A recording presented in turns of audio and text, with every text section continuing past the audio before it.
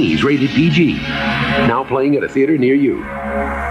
Richard Pryor, John Candy, Brewster's Million, rated PG. Sneak preview Friday night. A reporter who changes his identity more often than his underwear. Fletch, rated PG. Sneak preview Saturday night. In Back to the Future, rated PG. Sneak preview tonight. Check newspapers. Join Chevy Chase in National Lampoon's European Vacation, rated PG-13. Starts Friday, July 26th. They're back from the grave and ready to party. I think things are getting out of hand. The Return of the Living Dead, rated R. Now playing at a theater near you. Are you coming? Rated PG. Sneak preview Wednesday. Regular engagement starts Friday, August 9th. Or did the butler do it? We've got to find out. Clue. It's a comedy with 3 different endings. Who done it? Depends on where you see it. Rated PG. Clue, the movie we dare you to solve, starts Friday. And he's not a welcome visitor. A Nightmare on Elm Street, Part 2. Freddy's Revenge. Rated R from New Line Cinema. Freddy's back, January 10th at a theater near you.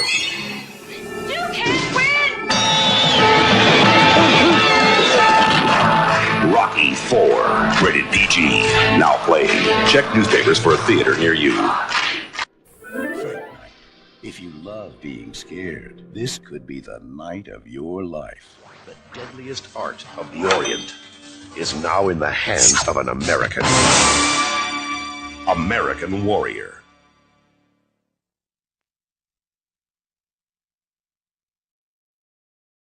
Well, there we go. Some films coming up this year. Very interesting, I think. American Warrior. What the hell was that? American Ninja. What are they talking about? I thought that would get you battled. American Warrior. American Warrior. No. Who doesn't like a bit of? Okay. Who doesn't like a bit of Dudikoff? Yes, very good. I was very shocked when I saw that. I know something like No Retreat, No Surrender, which technically came out in '85, is Karate Tiger some places, but yeah, tomorrow sounds lame. It just sounds terrible. But welcome, Tony, all the way from Wigan tonight. All the way from sunny exotic Wigan. Garlic bread. Garlic bread with garlic on it. No, he's from Bolton. You can't. Apples and oranges. Hold on a minute. I'm buffering like crazy here. I don't know what's going on. Sorry, you just froze for us in a very artistic pose. You're all right now. Welcome to everything everyone. Else is frozen up for me. You're all right for me. I don't know what's going on here. It's all good here. Is it? I can just about hear you, but your screen's locked up for some reason. Let's see. Let's ask the chat. Who's playing up? Me or Tony up north? Oh, and he's gone.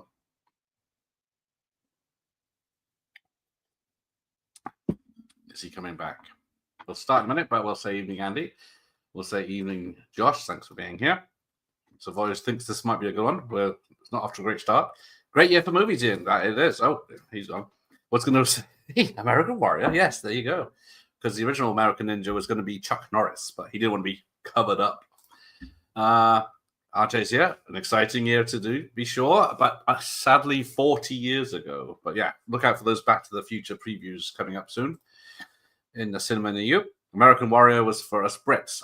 Was it? Because I got American Ninja VHS, and I thought, I don't think. Professor's here. He's doing 80s this month with some of the others, Echo and etc. Check out those reviews of 80s films. Let's see. Oh, Tony was glitching for me. Okay. He'll be back. Clue with multiple endings surprise. More films don't do that. Well, they would have if Clue would have been a success. So we'll see whether that made it onto the list. We'll get Tony back in a second.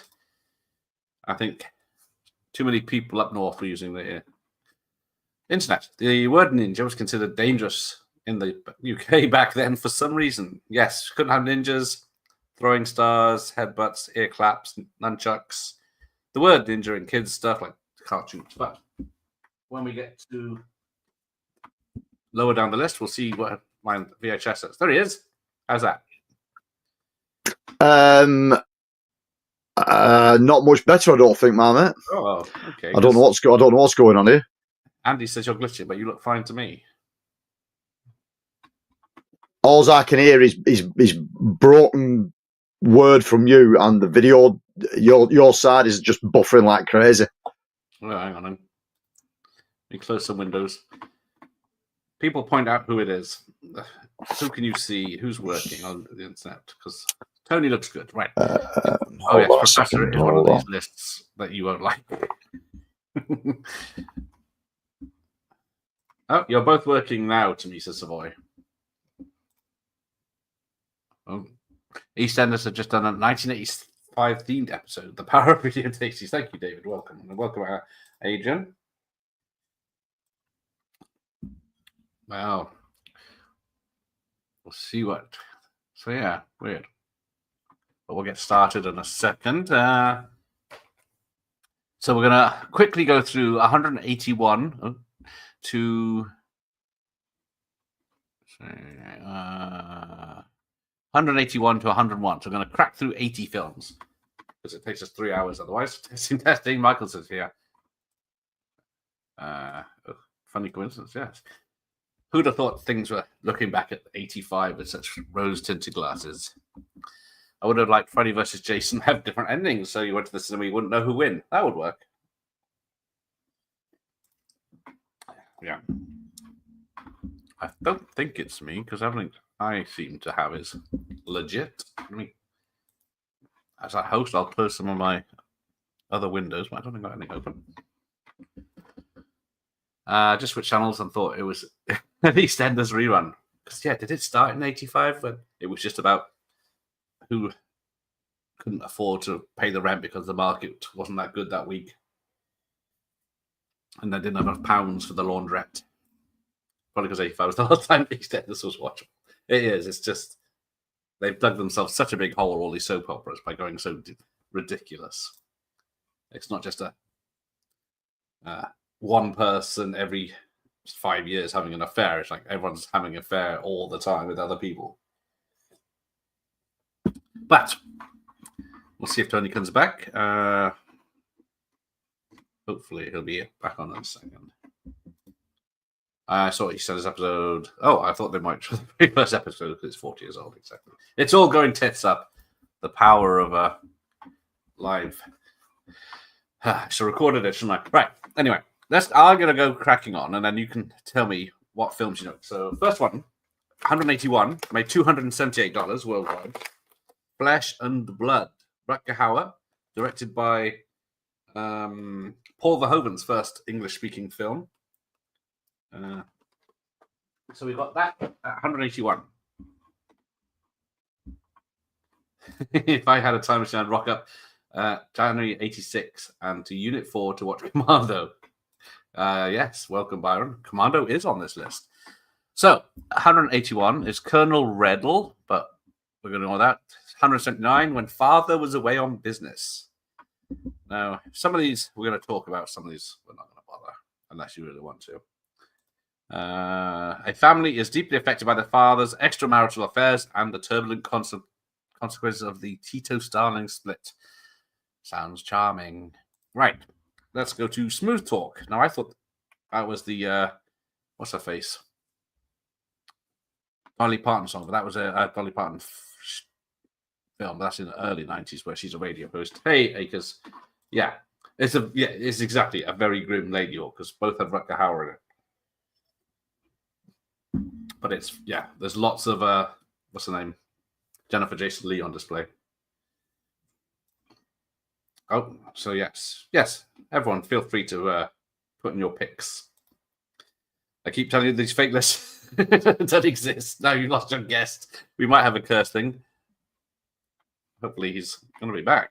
But Smooth Talk is about a free-spirited 15-year-old girl who flirts with a dangerous stranger in the Northern California suburbs and must prepare herself for frightening and traumatic consequences. Another one that I've never heard of. Then Trouble in Mind. 177, which is The lives of an ex-con, a coffee shop owner, and a young couple looking to make it rich intersect in a fictional and hypnotic Rain City. That might sound interesting. Then the official story. During the final months of the Argentinian military dictatorship in 1983, a high school teacher sets out to find out who the mother of her adopted daughter is. Bloody hell. Barrel laughs, that one. Then we get to Wild Geese 2 at number 175. Yes, I do too. In Goonies or Explorers? Hello, boys. Goonies for me. I did like Explorers back in the day, but it's one of those which, as a grown-up, it's not as good. Especially it doesn't have an ending.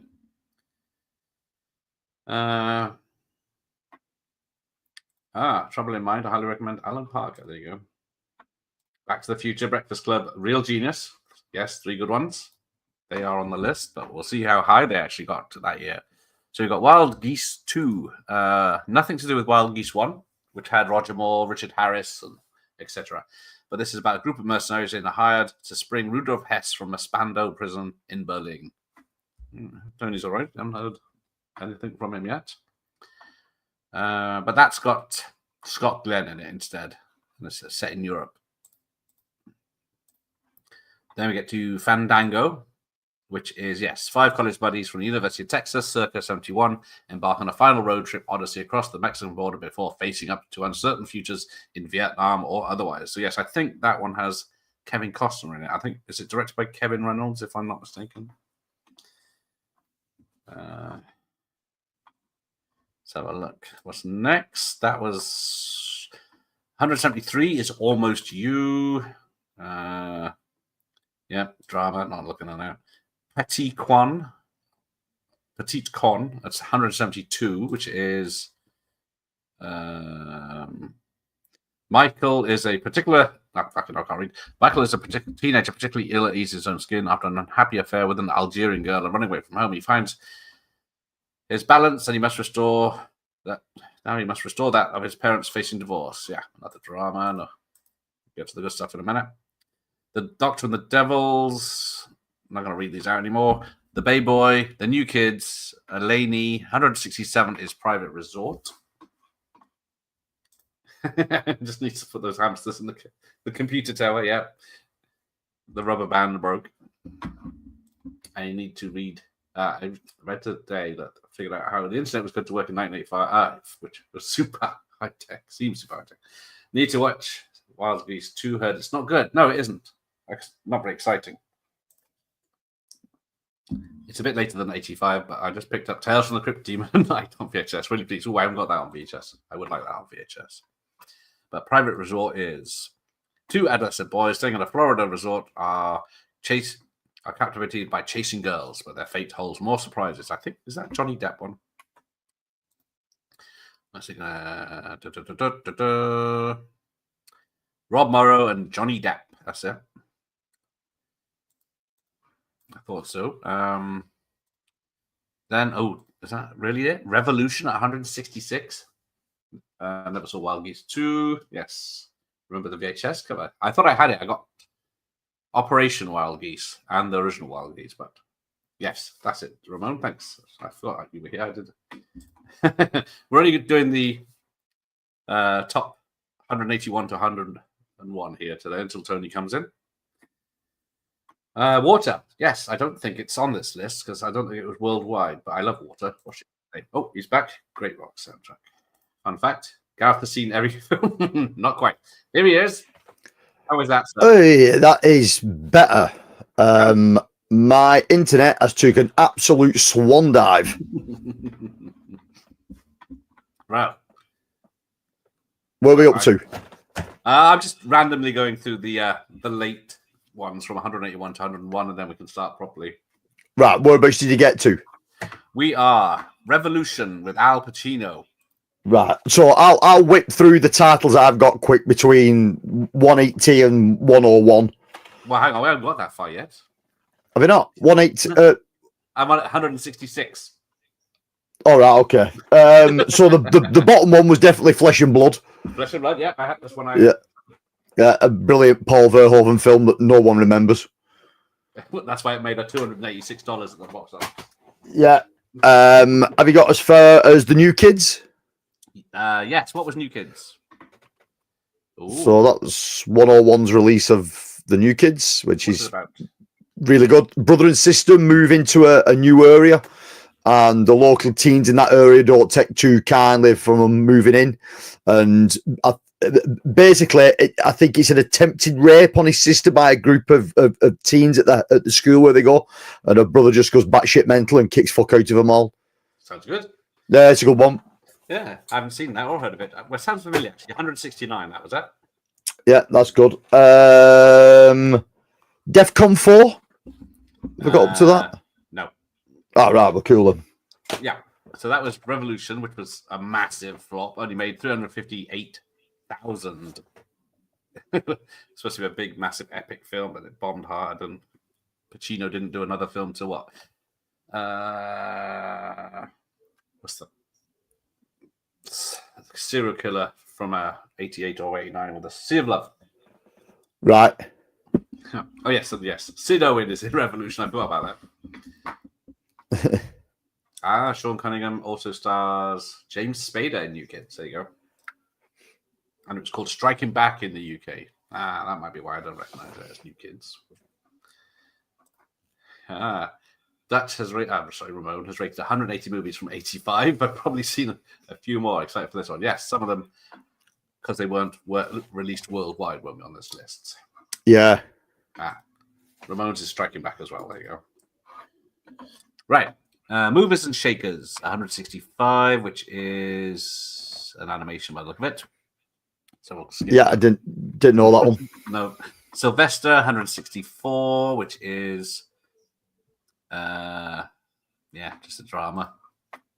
Subway. Now, is that the Christopher Lambert one? Christophe Lambert, whatever his name is. That he did with, what's it? Luc Besson, isn't it? Very arty film, I believe. Yeah. Yeah, a bit odd, really. I mean, Christopher Lambert did some great, just run-of-the-mill action films.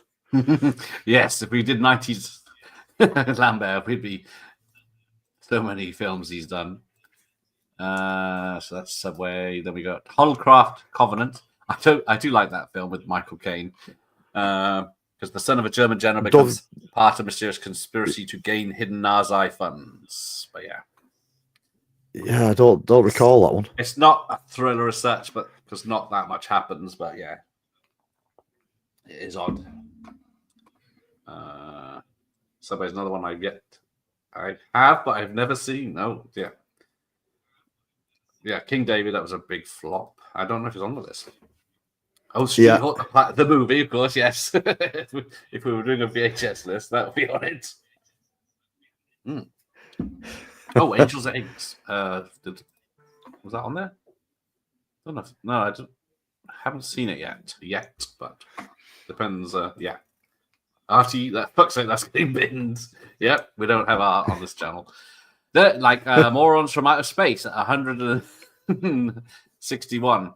Now, I love that. I saw that in the cinema when it came out. I loved it. And on VHS, I rented it loads. And then I saw it a few months ago and it was feckin' awful. I don't know. I wouldn't recommend it. Despite the fact it's Smith and Jones and what's his name? Jimmy Nail. But then we got Mishima. Yeah. It's a really odd film. Mishima, Life in 4 Chapters in a drama. Joshua Then and Now, probably another drama I mentioned. Codename Emerald 158, which it's another John Borman one, isn't it? Or am I thinking something else?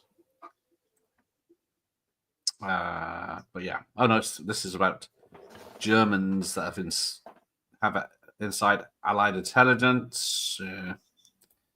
Doesn't sound familiar. Fever Pitch, but it's not the one you know. It's an investigative journalist gets hooked on the subject of his inquiry, professional gambling. So yes, I doubt Professor has heard any of these. Hey, Rob's here. It's his favorite. Yeah. Now he was showing off one of these videos that's coming up later. One of these films. Yes, Morons is Carry On Columbus level quality. That it is. There is a lot of Canon films. Yeah, we prepared for a lot of cannon. That's him. Crocodile shoes. But then we get to Pumping Iron 2, The Women. So, yeah, depending on your fancy of muscly women. I didn't even know it was a thing. Pumping Iron 2. It was like... yeah. They try to define femininity in the 1983 World Champion Caesar's Palace. Good luck trying to do that now. But yeah, if you like muscular ladies that can crush you in between their legs. Yeah. Bloody hell, too, is right. Yes, got some background. Oh, there you go.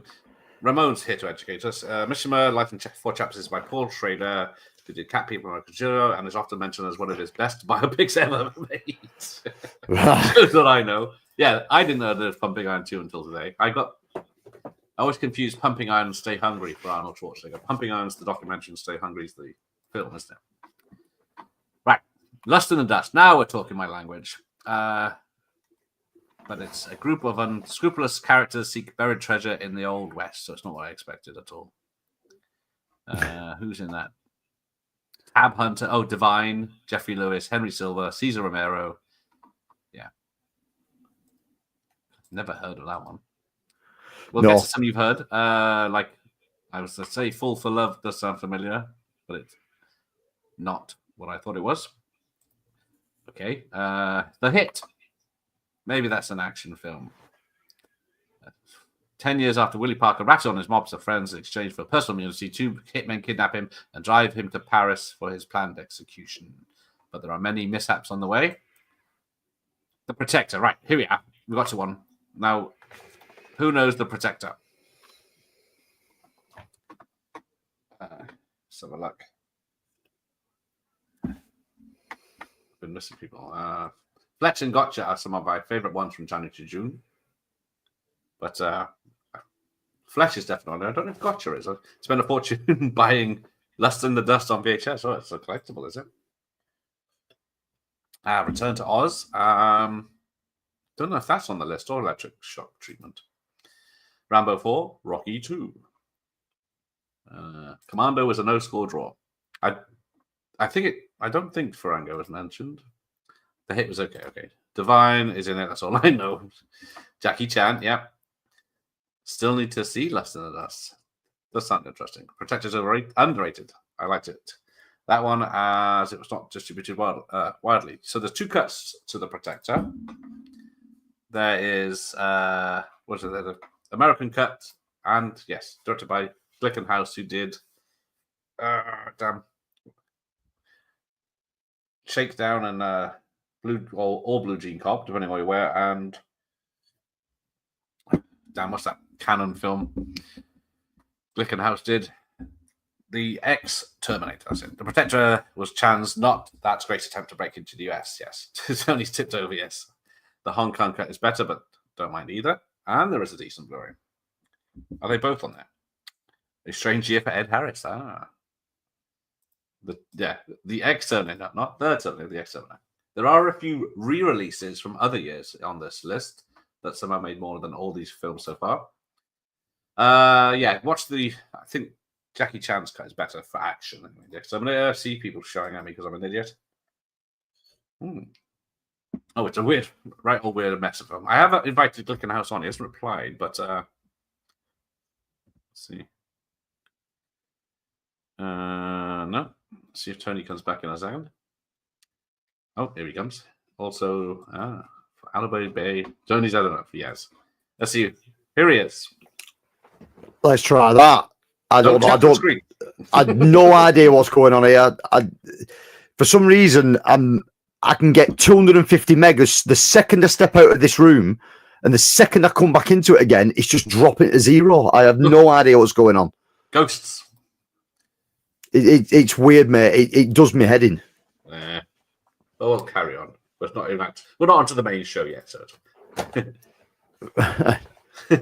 Ginty says I'll be back in the Exterminator. Exterminator, great film. Yes, but we're talking about unfortunately The Protector with Jackie Chan. Do you know that one? All right. Do you know what? No, I don't think I do know that one. It was What it was supposed to be his big break into America with one of his headlining films, but it didn't do well. It only made less than $1 million. It says, Right. yeah, but I don't know if you know the poster. He's on the front and he's very muscular, more than he is in the film. Right. There was a few like that though. The late '70s stuff was a lot of like that with Jackie Chan. Where he's just ripped on the VHS covers, and then in the film it's yeah. Then we get DEFCON 4. Hey. Oh, you know that one. That looks Yeah. interesting. What's that about?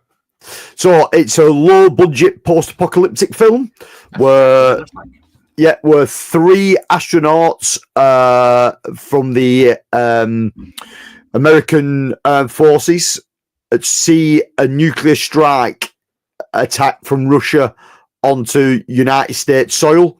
So they decide to retaliate and they launch a series of nuclear strikes on Russia. But the space station that they're in, once the missiles have been deployed, decides to exit the Earth's orbit and come back down to Earth. But when they've come back down to Earth, considering they've only just fired a load of nukes, it's an absolute apocalyptic wasteland with mutants and stuff like that. And you're going, hold on a minute, you know, they shot these missiles a couple of hours ago. You know what I mean? How's all this shit happened? But it's bags of fun, bags of fun. But it's low budget, cheap ass shit, really. But it's good. It is good fun. Right, 150. Dream Child. If no one's heard of it, we'll carry on. Nope, I don't know that one. Weatherby at 149. Nope. The Aviator at 148. No. The Perils of Gwendolyn in the Land of the Yik Yak. Yes, and I don't own a copy because there is no UK release of it. It goes under another name as well. Somebody that's in the chat might be able to help me out. I think Severin Films released it in the US. I'm sure they did. And it's like a bit of sword and sandals kind of film, but it's also a bit on the. Oh, I know this. Yes. Yeah, and it's a bit on the cheeky end of low budget porn kind of thing. It's rather weird, but it goes under. Tawny Katane topless a lot. Yeah. It also goes under a different name in the UK. I can't think what it is. No, I can't think. I've seen it, but not under the Perils of Gwendolyn. I don't know if it says. No, it doesn't say on this page. Someone's going to shout it out. Yeah. It was the Aviator. Some people know the Aviator. If it's the one with it is. Yes,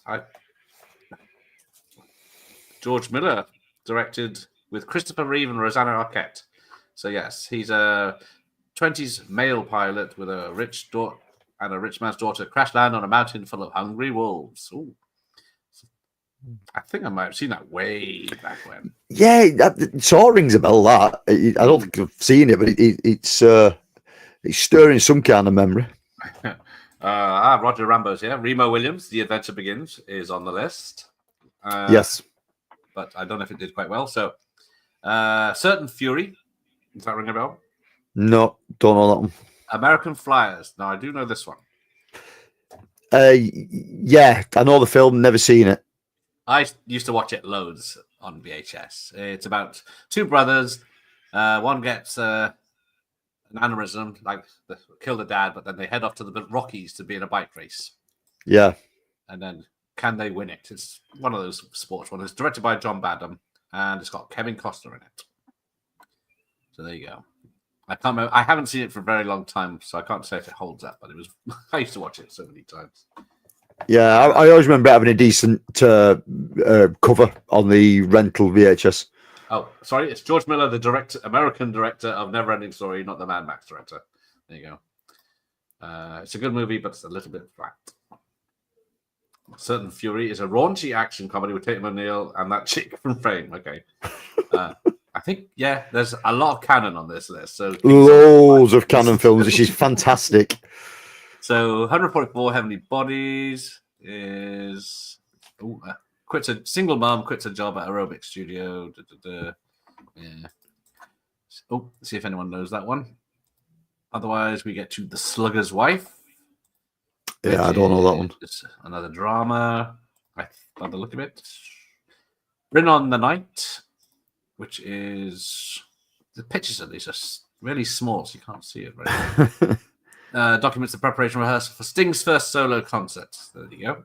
All right. So that did quite well. Warning sign. Now this is. It's not what I thought it was. That's just a very bad description. A timid security guard, her ailing supervisor, mentor, and a sheriff stop an outbreak of a biological weapons lab. No, not what I thought it was.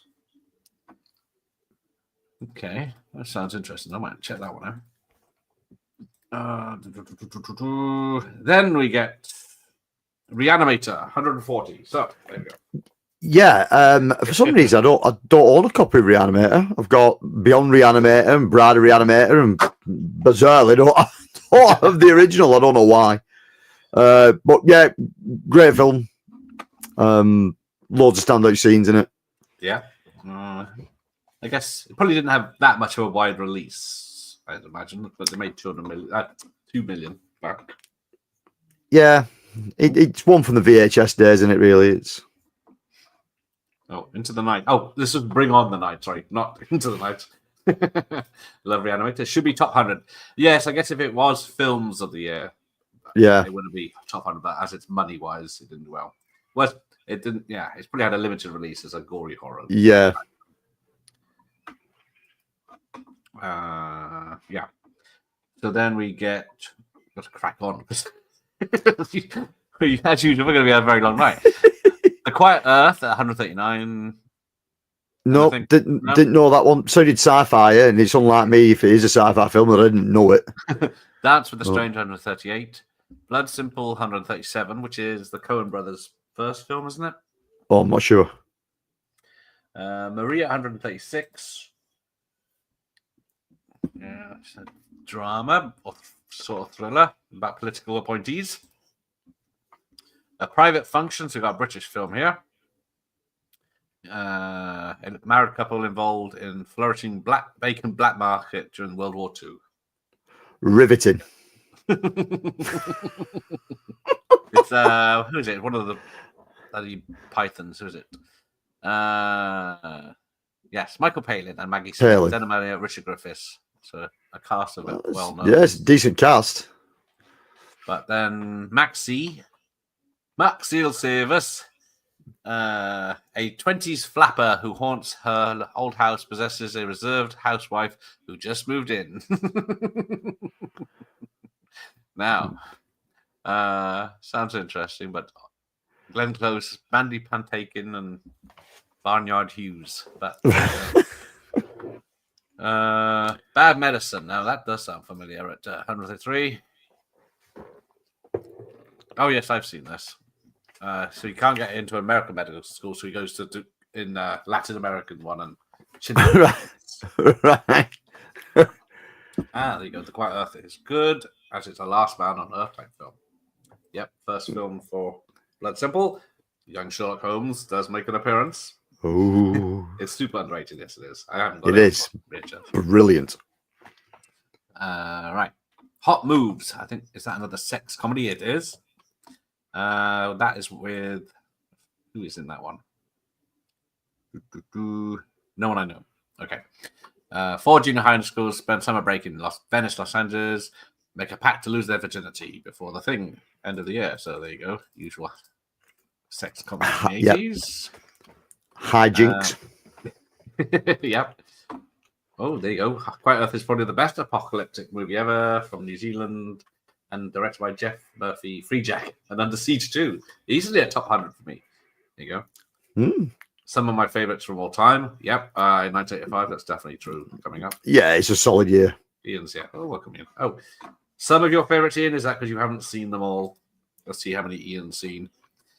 Where did I get to? Hot Moves. Then we got Fast Forward with a dance competition film. Rapping at 100. Oh, rapping. Oh, we got a rapping. Wee.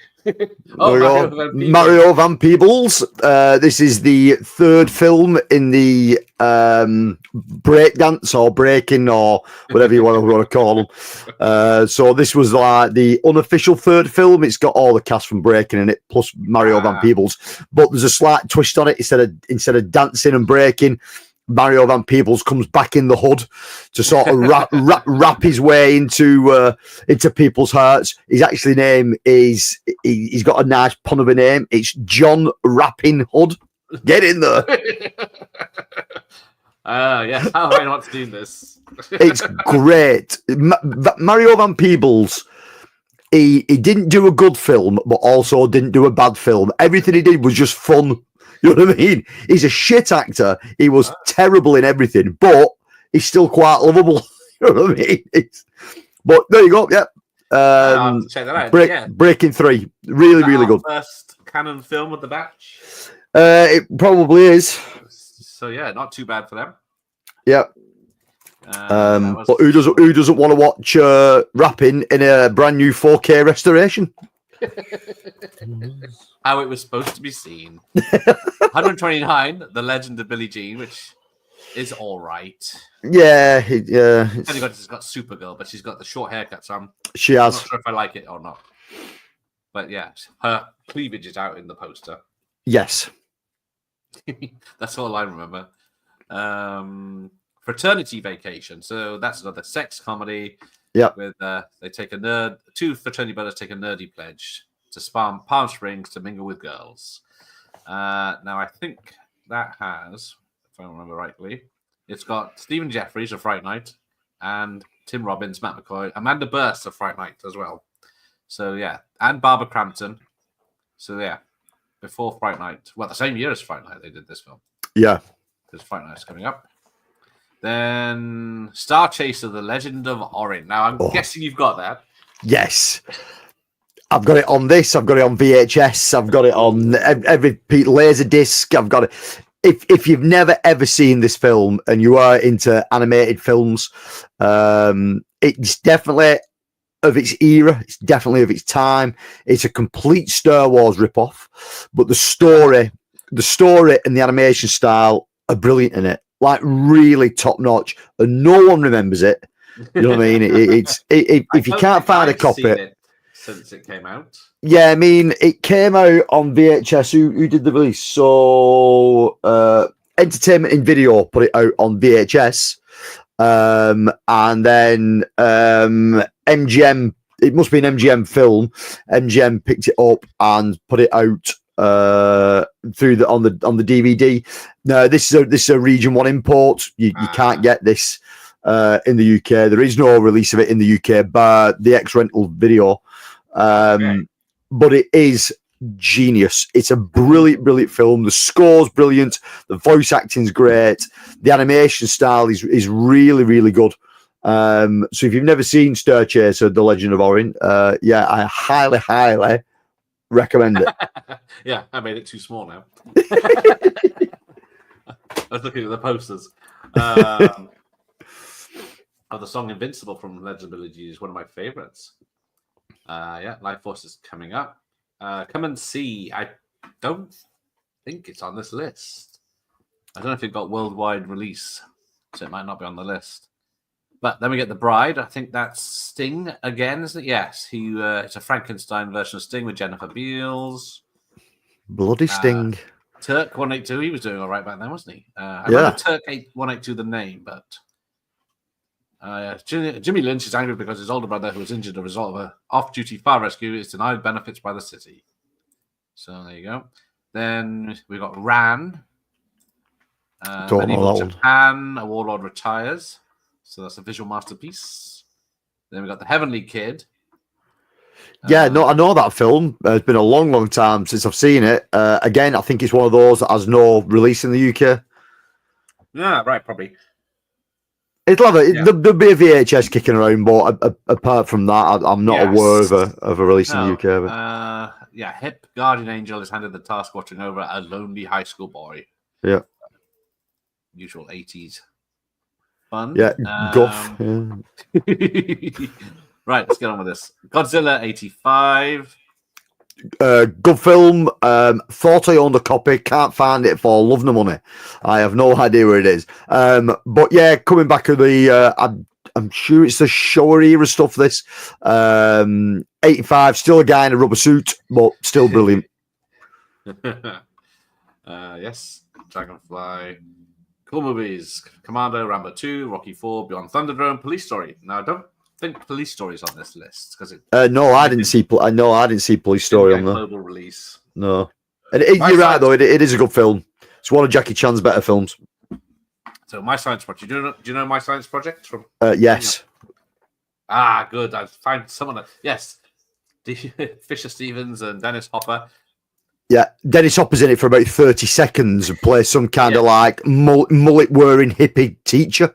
Yes. It's really, really good. It's about the US government have sort of developed, it's not time travel as say, but they can pull time back into reality. So they can bring things out of time to them. They can't actually travel in time. And the project gets scrapped, as you can see, what that thing that he's holding in his hands there. And some kid who's like really behind on his schoolwork needs a project for his science and goes rooting around in an old scrapyard and comes across an old government bunker. And lo and behold, what's inside the government bunker? This time machine. So he takes it back and then fucks around with it and balls everything up. Really, really good. It's really fun. To be honest, heads up anybody from the club that's watching this. This is going to be our second film for this month's screening. So pay attention, 007. So pay attention, those Wigan Film Club members who are here. But yeah, really, really good film. Again, no UK release of this. It's a US import. I watched that loads on VHS. Yeah, it's a great film. It played on TV loads back in the day as well. Yes, Police Story isn't on the list because it came out in Hong Kong in '85.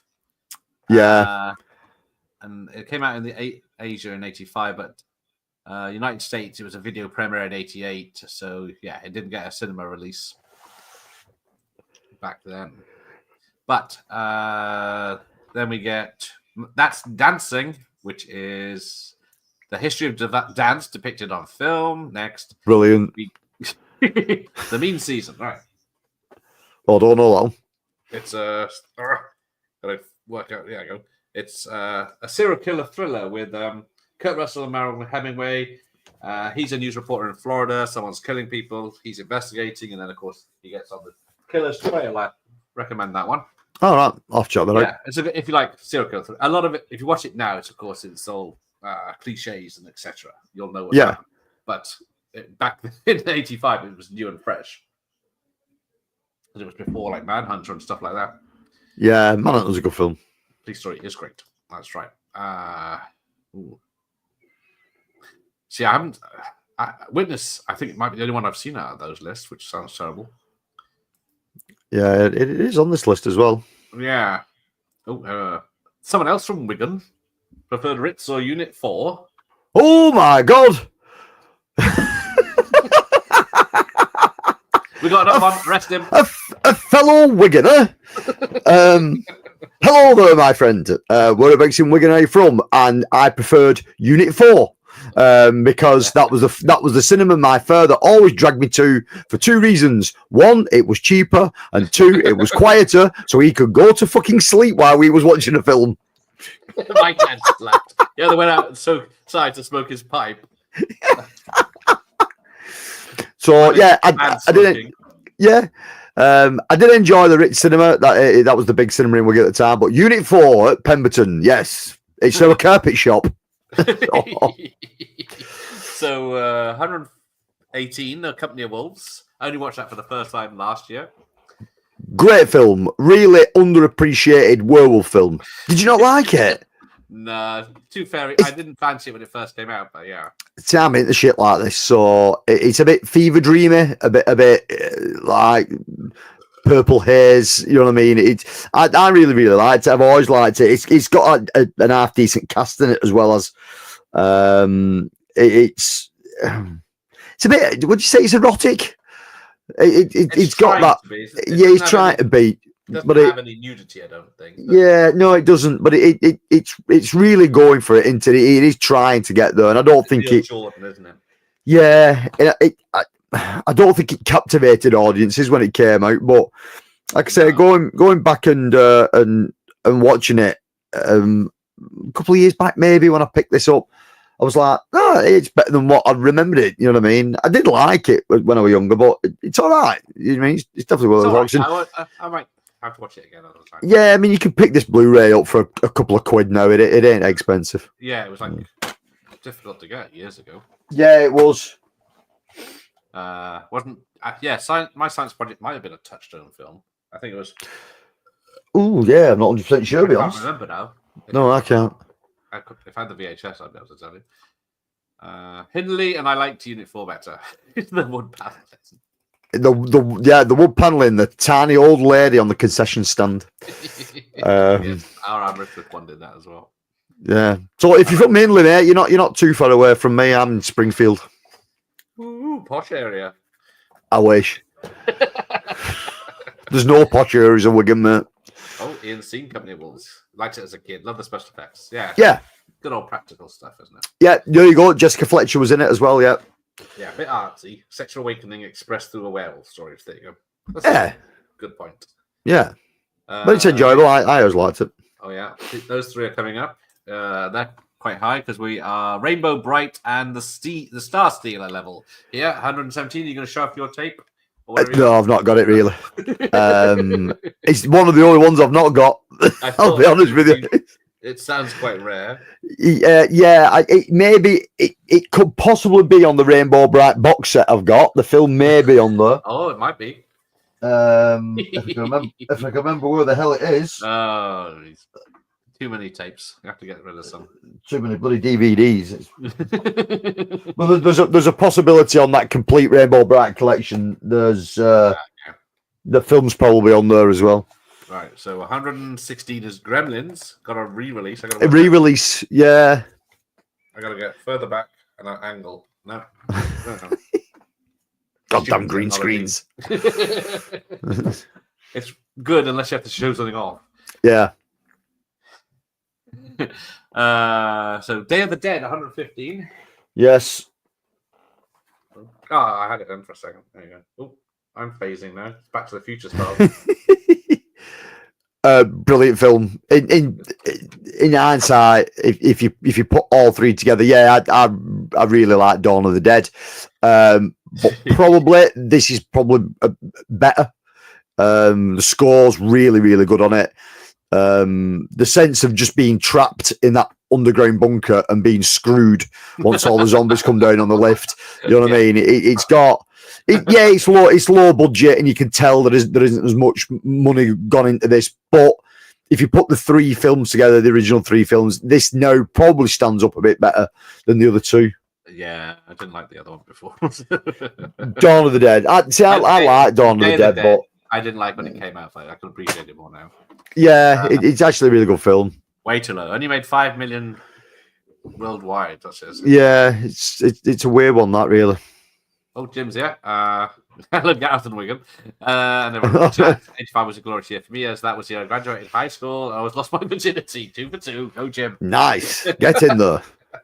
Must have been all those sex comedies. They have the best dynasty. And so.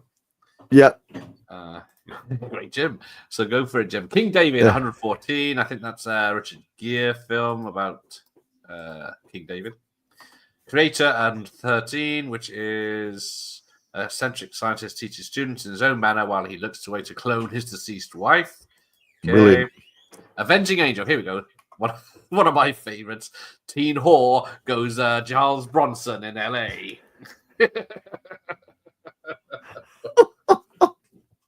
I always saw the poster in the video shop. What the fuck is that? She's supposed to be 15. Yeah. But yeah. She I don't know, it wasn't a canon film, was it? I don't think. I'm not sure. It should have been, but yeah, it wasn't. But it's got Betsy Russell. Oh no, sorry, this is Avenging Angel. This is a sequel. Because it's a year later, isn't it? So it's got Rory Calhoun, of course.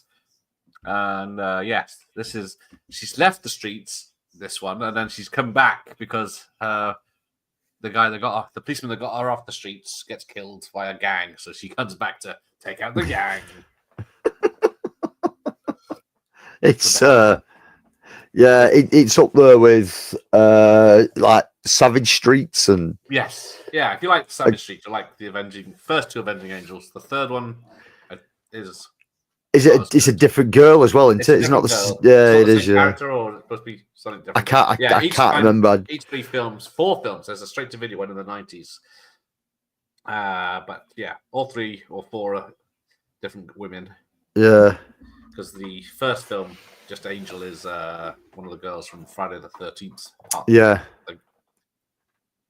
Then we get Jim Carter at 111. Somehow this isn't top 10. Fucking genius film. Why? I don't know why this has never had a UK release.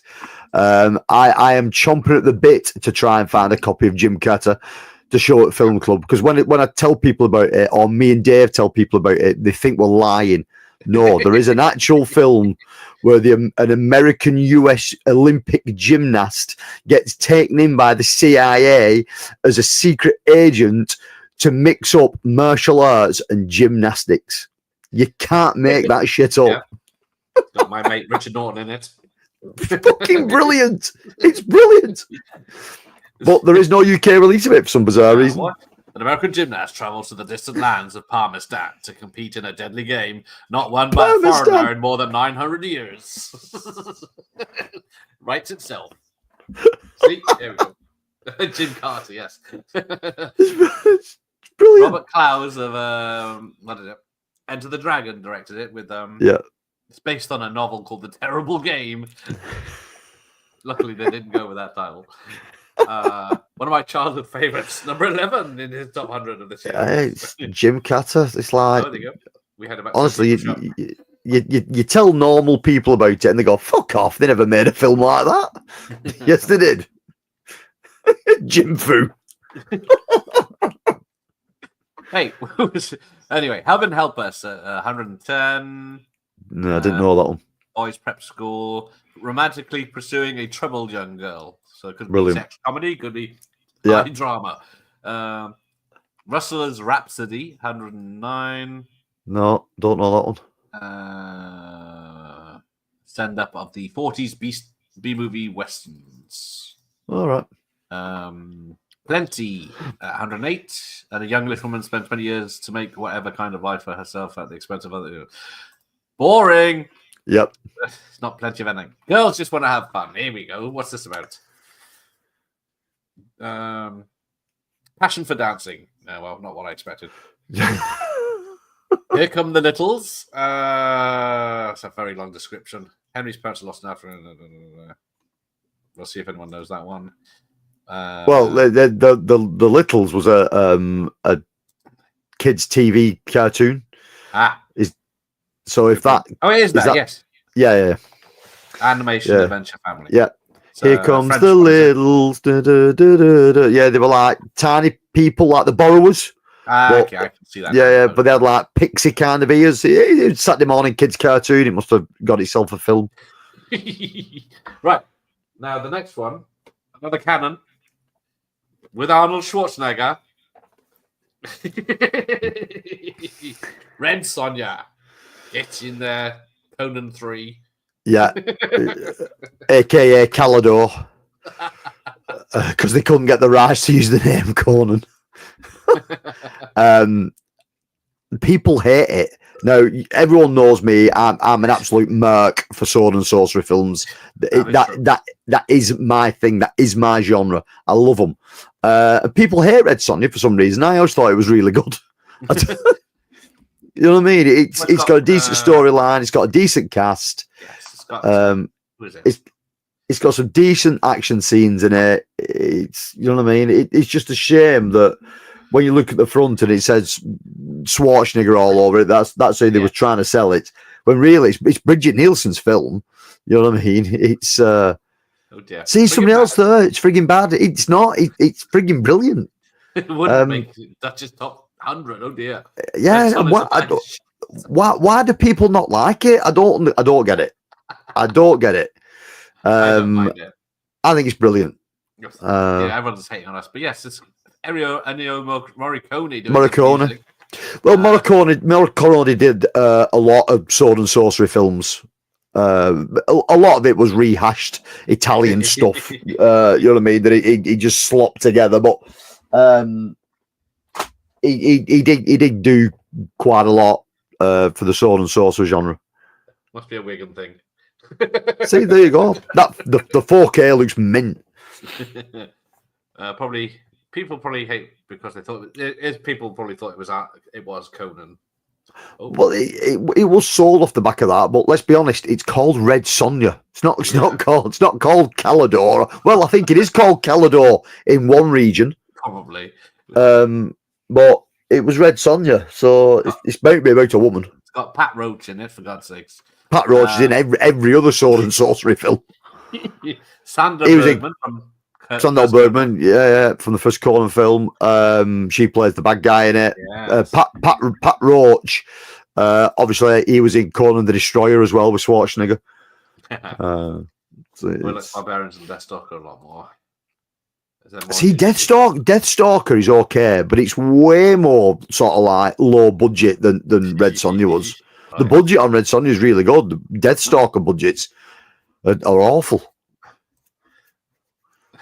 Yeah, maybe if they changed roles, would have been better with Sandal in the main two.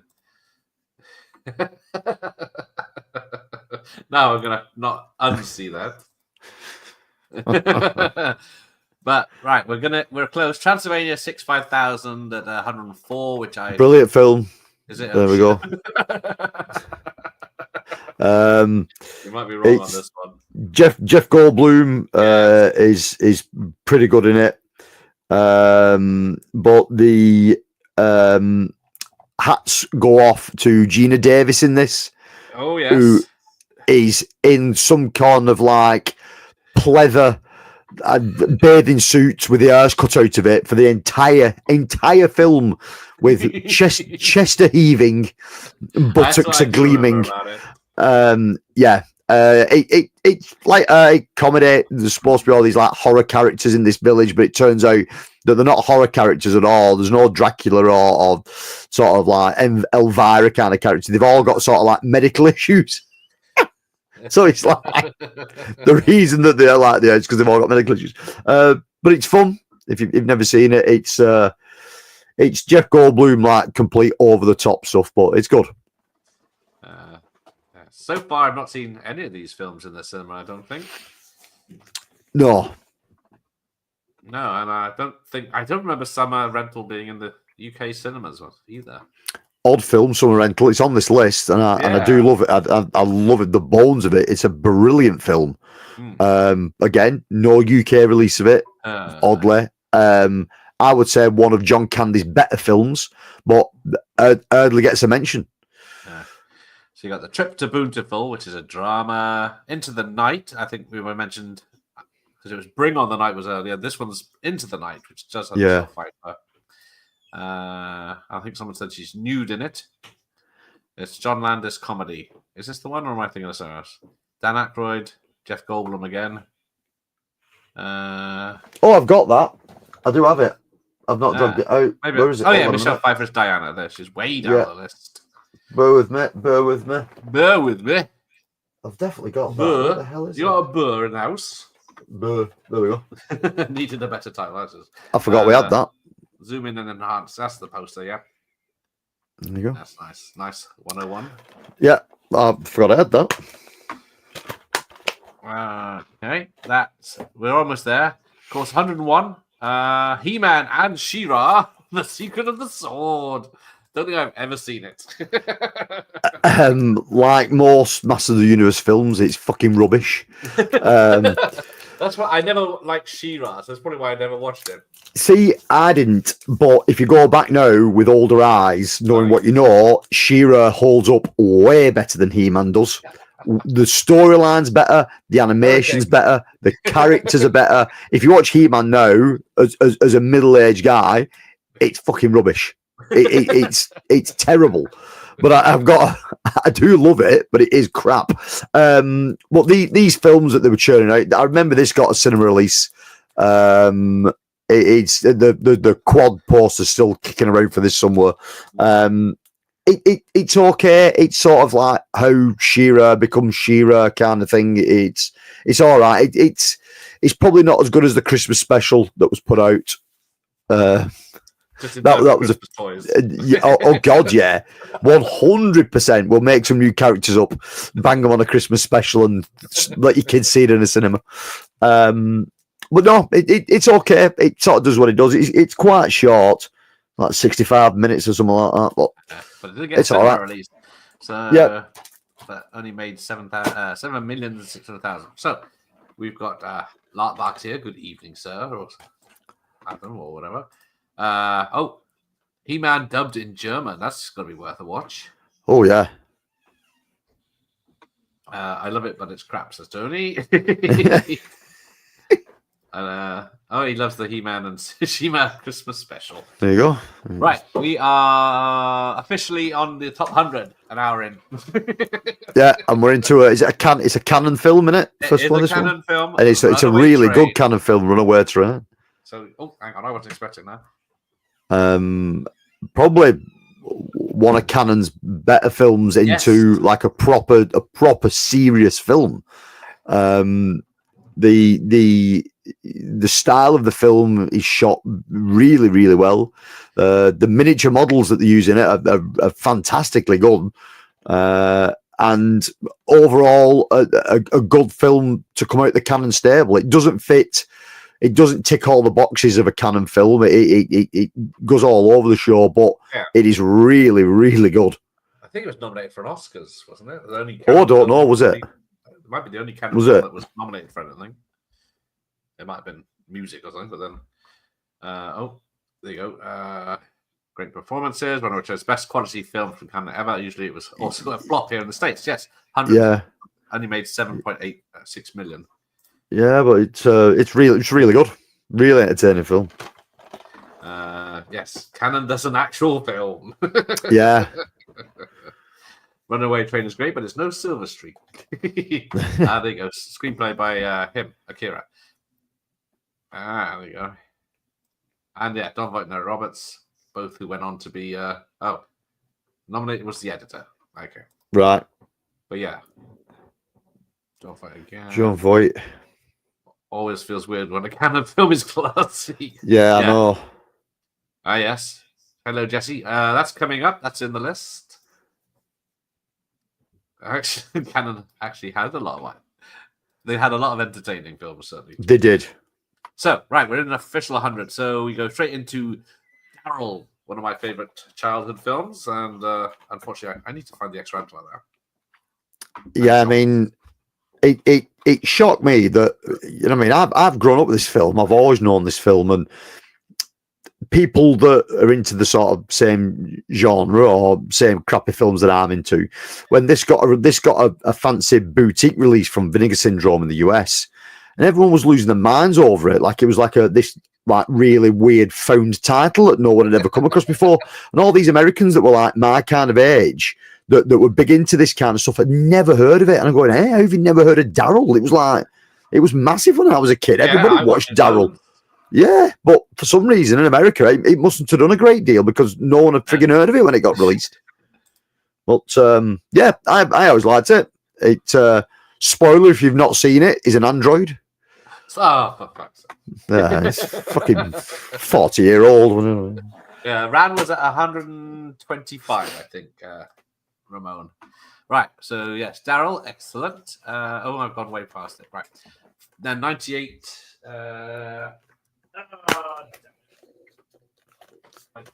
This is out of order. Fantasia got a re-release. The re-release. Yeah, I don't own a copy of that. I do like Fantasia. It's good. Yeah, and then they re-released it again in 2000 with a different song in it, didn't they? Yeah, and they just kept releasing it under different editions, didn't they? It must have had 3 VHS releases. I definitely got at least 2 of those. So yeah, Gene Hackman, Twice in a Lifetime at 97. It's a drama, it looks like. Yes, Daryl's on TV a lot in the UK. Yeah, it was. So we got Stick at 96, Burt Reynolds action movie that has 2 edits. Unfortunately, the director's cut, which I think, Burt directed it. There's a director's cut, which is only because there's a shortened action version, theatrical cut. But it's based on an Elmore Leonard novel. but the original director's cut, which has been never seen until I think it was someone in the world had taped it off the telly back in the 80s. Right. But it was on telly for like once ever. And then they got this thing and then they remastered it as much as they could from VHS and then included it on the Blu-ray, I believe. Well, that's cool. But it's a very different. I tried one day doing an edit, but it was so choppy that everything was different. So you couldn't make it into a video. Because it's not like one extra, two extra scenes. It's like the whole thing is different. Yeah, it's been re-edited all together. I do. Yeah. To be fair, I do like it when people find little bits of film history like that they've like off TV and stuff. I always think that's pretty cool. Yeah. Yes. Fantasia 2000 is slightly different by one musical number, isn't it? Mm. Darryl has some great deals with cablers that are always on the telly. Yeah. Yeah. Twice in a Lifetime Stick, Secret Admirer. I think I have that upstairs. Forgot to bring it down. I don't know that. Yes, I think it's a C. Thomas Howell romantic comedy, teen comedy, isn't it? Yeah. With Kelly Preston, Dee Wallace, Cliff DeYoung, etc. from the 80s. That was them. This is new, which is two juvenile delinquents find themselves growing apart. It looks like it's got... yes, Emilio Estevez is one of them. Don't know. Never heard of it though. No, I've not. There you go. Secret Admirer is actually a good movie for its type. Excellent cast. There you go. Wilkie's here. Just finished his lunchtime video.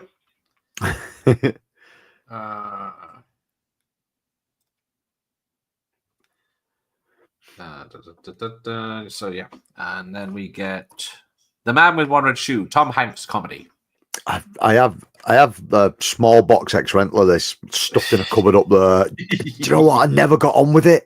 Never got on with it. I love it a lot. Now I can see it's not that great. Yeah, I don't know what it was, and I like Tom Hanks of that time, but I don't know what it was with it. I think it's a remake as well. Yeah, it's a remake of a French comedy. Right. But yeah, it's Tom Hanks, Dabney Coleman, Laurie Singer, Charles Durning, Carrie Fisher, Edward Herman, Jim Belushi. Yeah, so two rival spy teams, I think, within the CIA. Yeah. And then they used Tom Hanks as a patsy because he comes to an airport with one red shoe. So I think that's the sign that he's a spy, but he's being set up. Yeah, it's pretty weak. That's probably why it didn't do so well. Yeah. Oh, like horrible movie. Yeah, just never got on with it. Actually, I need to watch Secret Admirer. One of the guys is coming up soon. So Mischief at what's that? I wasn't looking at the numbers then. 92, which has got all nude Kelly Preston, if you like that sort of thing. I think I haven't seen it for a very long time. Guided by James Dean, the eternal symbol of youthful rebellion, a gawky high school student obsessed with the hottest girl in class takes a crash course in teenage coolness from his motorcycle rebel neighbor. But yeah. Yeah, I don't recall seeing that. Yeah, apart from the nudity, I can't remember anything about it. One of those that comes out of nowhere scenes, I think. Right. Target at 91. That's another Gene Hackman film. When American Donna Lloyd is kidnapped on a trip to Europe, her son Chris and husband Walter start searching for her. There you go. Yeah, I don't know the film, but it's definitely got a HMV Blu-ray release in the UK. It's on the premium line. Mischief is noted. Don't put a gratuitous nude scenes from a very young Kelly Preston. Absolutely gorgeous. Never. You can't say it's gratuitous and then say she's absolutely gorgeous. Yes, it's got Matt Dillon. I was going to say, yeah, Matt Dillon. But yeah, it's one of those I should watch. It's probably a great thriller because I watched The Package for the first time this week. Right. Oh, she's nude in pretty much everything I've seen her in. She wasn't nude in Twins. That's it. Yeah, Hackman and Dillon as father-son spies. Target flopped. I wanted to see that more interesting being, but bogged down by last. Okay, right. Sweet Dreams are made of this, which is yes, it's the story of Patsy Cline. So it's boring. Jessica Lange, Ed Harris. So that's the first Ed Harris film. Then Tough Turf, But the new kid in school must battle a gang of street toughs after stealing the gang leader's girl. The name sounds familiar, but it's got James Spader in it, of course. So Right. Robert Downey Jr. So it's that type of film. Then 88 is a re-release. Of course, that was Ghostbusters I was doing. Yeah, I mean, everyone knows my thing with Ghostbusters. I absolutely adore it. It's Tough. It's a fun movie, B movie for sure. Okay. It's a fun movie. Okay, getting good reviews here. Jessica Lange won an Oscar for that, which was what do I call it? Sweet Dreams. Don't nod off now. I don't know if Gotch is on this list. I can't remember. Right, where are we though? The Journey of Natty Gann. That's one I seem to remember from childhood. I don't know that one. A tomboy in 1930s. A tomboy runs away. I don't know. Maybe it's just the name sticks in your head. So it's Jed the wolf and Meredith. Someone's in it. John Cusack's in it. Ray Wise is in it. Scatman Crothers is in it. But it's a road movie from the 30s. Then we get Explorers at 86. Somehow I don't have it on VHS. I'm very shocked at myself. Absolutely a fantastic film. Just works on so many levels. It's one of those films. It starts off as three friends bonding really over the sort of innocent kind of things. And one of the guys, his dad's been working on a secret project, and it's to create force field. And his son decides to hack the program his dad's been using, and they realize they can make this force field in any shape they want and any size they want, and surround any object they want. So they build a spaceship out of a lot of crap in the woods, and then take the computer into the crappy spaceship and build the force field around it, and then shoot themselves into space. And then the film becomes a completely different film, just turns on its head. Yes. And they meet some aliens, and it's just brilliant. A really, really good sort of action adventure film from its time. It's charming, like really, really charming. I've always loved it. Yeah, my dad said if he wasn't drunk that night, I would have been shot into space too. But Mike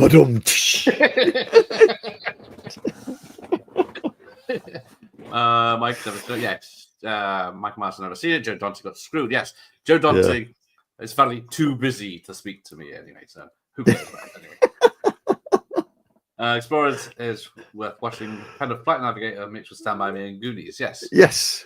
Yep. That's a good word. Good analogy of it. Very handbrake turn ending where it just stops, doesn't it?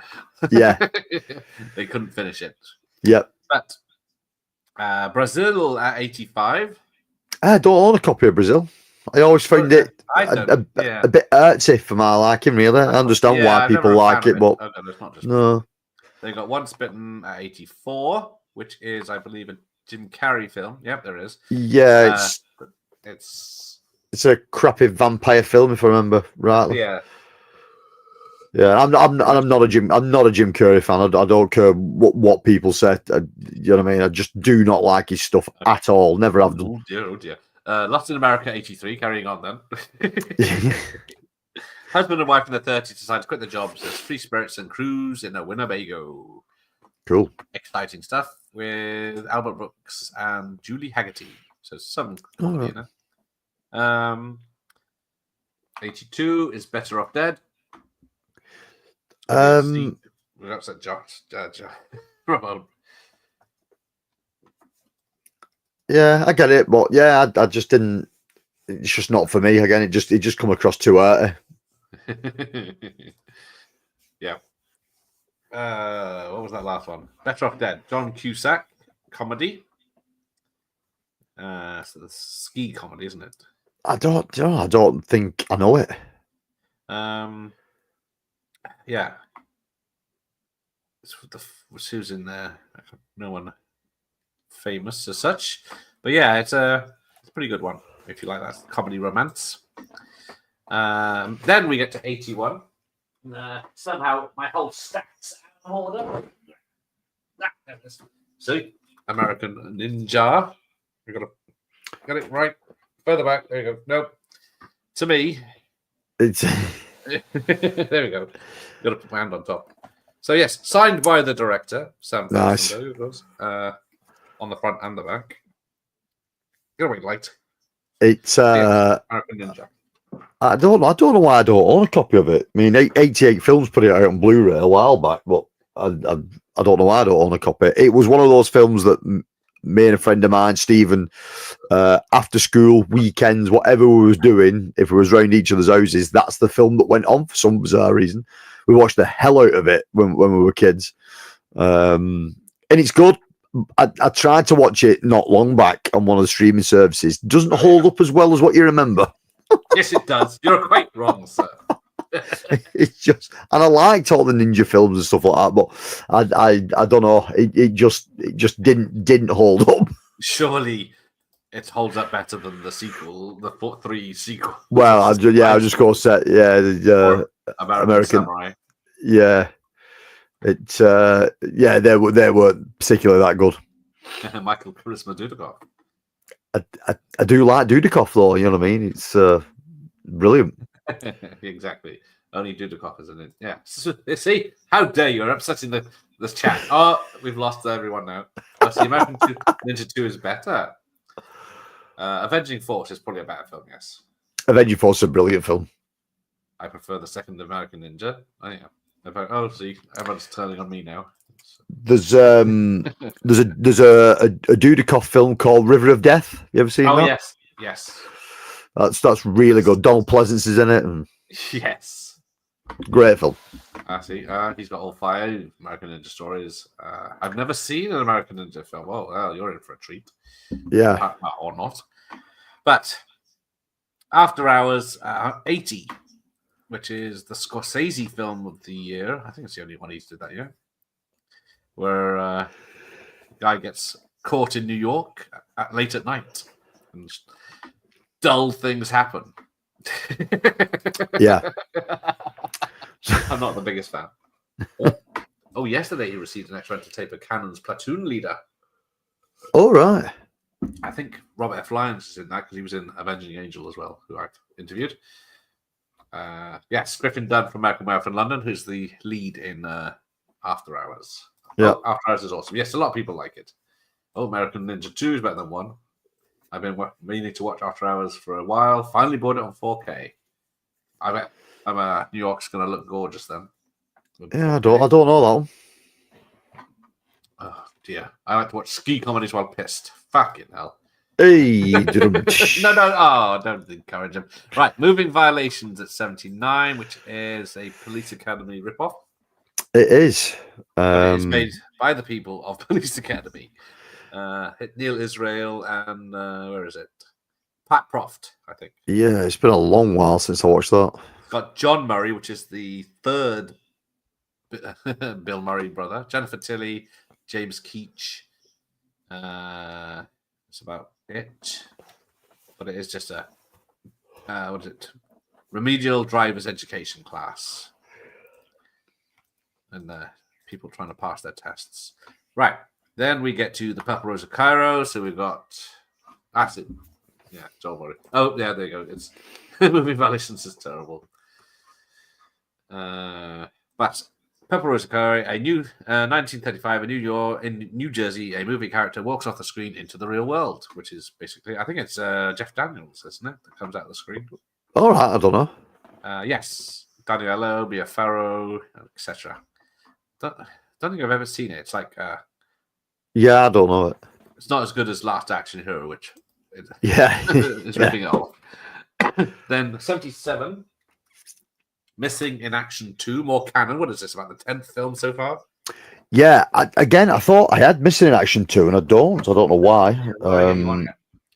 It's I know it's but I could have swore I had the second one, but no. No, but because it's the famous, it was made first. Yes. But released second because yep. It's more of a W drama than an action film at the Yes.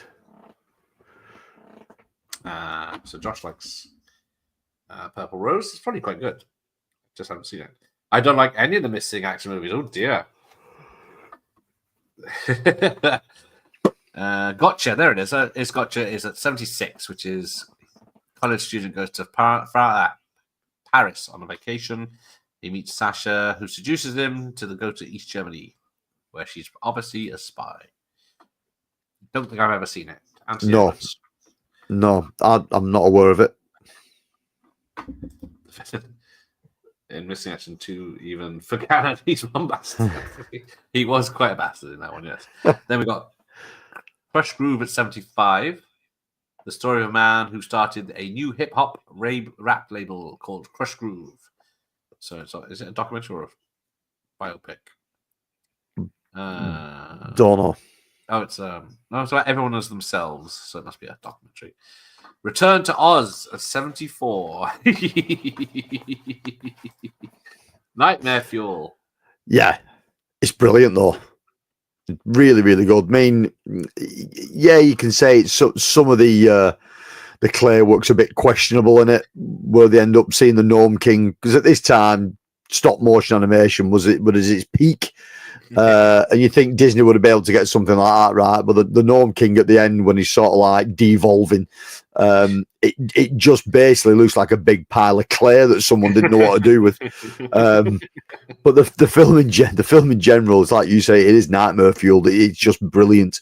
It's twisted and it's dark, and you know what I mean. For a Disney film at the time, they must have been like, when it was finished, what the fuck have we made here? You know what I mean? It's like, but I prefer it than over the original. You know what I mean? Oh, yeah. It's a good film. You know what I mean? Both myself and my wife like it. The TikTok character I always thought was great. Yeah, I've only seen it probably once back in the day, and I haven't seen it since. Yeah, the witch that can change her head. That's whatever her name was. I can't think what her name was. But in the boxes, yes. Yeah, I mean that would have just freaked you out as a kid. That, you know what I mean? Yeah, everyone's just traumatized now. Yeah, but it's brilliant, brilliant film. Is it a PG or a U on that Blu-ray? PG. Yes, there you go. Because it's so scary. But then we get another re-release. Return of the Jedi, if I can see it. Yep. Yeah, 85. Yeah, 85 cinema re-release. Oops. I think they did it from all, didn't they? I think they all got re-released at some point. Yeah. 72. Problematic comedy. I can give up on this. There you go. Just one of the guys. Girl gets fed up of being treated as a girl and decides to be a boy. Yeah. Flashes her boobs. Yes. She's a girl to the boy that fancies her, that he's a bit confused and yeah, wasn't there a remake on that as well? Oh, was there? Probably. Late 90s, I think. But it's pretty good, and I know Rob showed it off on his channel earlier. But yes, and then who's in this? Yeah, Joyce Heiser, and I think this is William Zabka as the Karate Kids. He did this Karate Kid, and was it Back to School? And Back to School, a couple of years as the blonde bully, didn't he? Yeah, bully. Kids movies today have no edge, and it's not better than the original. It says Wizard of Oz. Yeah, always good as a bully. Yes. Then we get more canon. Britain canon now. Yeah, no. Here we go. I'm a huge Toby Hooper fan. If you could say Matilda May fan, no, well, everyone has to be a fan there, don't they? And everyone always says, "Oh, Texas Chainsaw, fuck you, Texas Chainsaws." This film's way better. This is my favorite Toby Hooper film. It's brilliant. It's slapstick. It's cheesy. The opening sort of like space scene is phenomenally good. it just oozes sort of like Britishness, and then the back end of the film just goes wild. It's just crazy at the end. But it's really, really good. Really good. And I would say, yeah, my favourite Toby Hooper film. So probably is mine as well, considering what he's done. Yeah. I think I watched some entertainment. Then more sci-fi at 79. Destroyed my pile of tapes. Enemy 9 with Dennis Quaid and what's his Lou name? Gossett Jr. Yeah, Wolfgang Peterson, German director's first English film, I think. Brilliant film. A film of, it's like three stories rolled into one. Species hate each other, fight to the death. One of each species crash land on an abandoned planet. Species have to come together to survive. One species dies, leaving a child behind that gets captured. Human Dennis Quaid gets rescued, but then decides to go back and rescue his friend's child that's been took by these slavers. Brilliant. Really, really good film. Lou Gossett Jr. in this is fantastic, considering he's all in all that makeup and he's just talking gibberish for the first quarter of the film. He is amazing in it. I mean, Dennis Quaid, but Lou Gossett Jr. is fantastic in it. Really, really good film. Yeah, it's a remake of Hell in the Pacific, where an American and a Japanese character. Yeah. Actors. Yep. So, yeah. Awesome in every way. There you go. It is. There's only one reason to watch Life Force. It's a bit more than well, it's a bit more than that, according to Michael Myers. Well, yes, there is a bit of full frontal Superman badging going on, but it's. Then into horror. 69, dudes. 69. Stephen King's Silver Bullet. Ooh, he's now the big boys. Silver X Rentals horrors. Big X Rentals. It's an absolute minter as well. This one when I found it. Yeah, it's a great film. It's a pity. I mean, I've got the DVD of it as well, but it's a pity that the UK DVD looks like absolute arse. It's the artwork on the box is terrible, and the quality on the DVD is shit as well. But so it's just better off going back to the X Rental. Looks better with the lying picture of the werewolf on. Yeah, massively lying picture of the werewolf on. But it also. If you look at the top, Canon releasing. Yes, I did notice that on some of the tapes I've seen in the past. Yeah, so at this particular time, they bought into the whole cinema market franchise, haven't they, Canon, and they started releasing, obviously, other people's films. Silver Bullet was one of them in UK. Highlander was another one. I think Highlander was another. Yeah, well, they plowed some money into Highlander as well, didn't they? It was... Right. Compromising positions. An ex-newspaper woman who is now a suburban housewife can't resist getting an investigation of a murder of a philandering dentist who's been having affairs with the neighbours. Don't know this one. No. Susan Sarandon, Raul Julia, Edward Herman, Joe Montana. But yeah, it doesn't ring a bell at all. No, I don't know that one.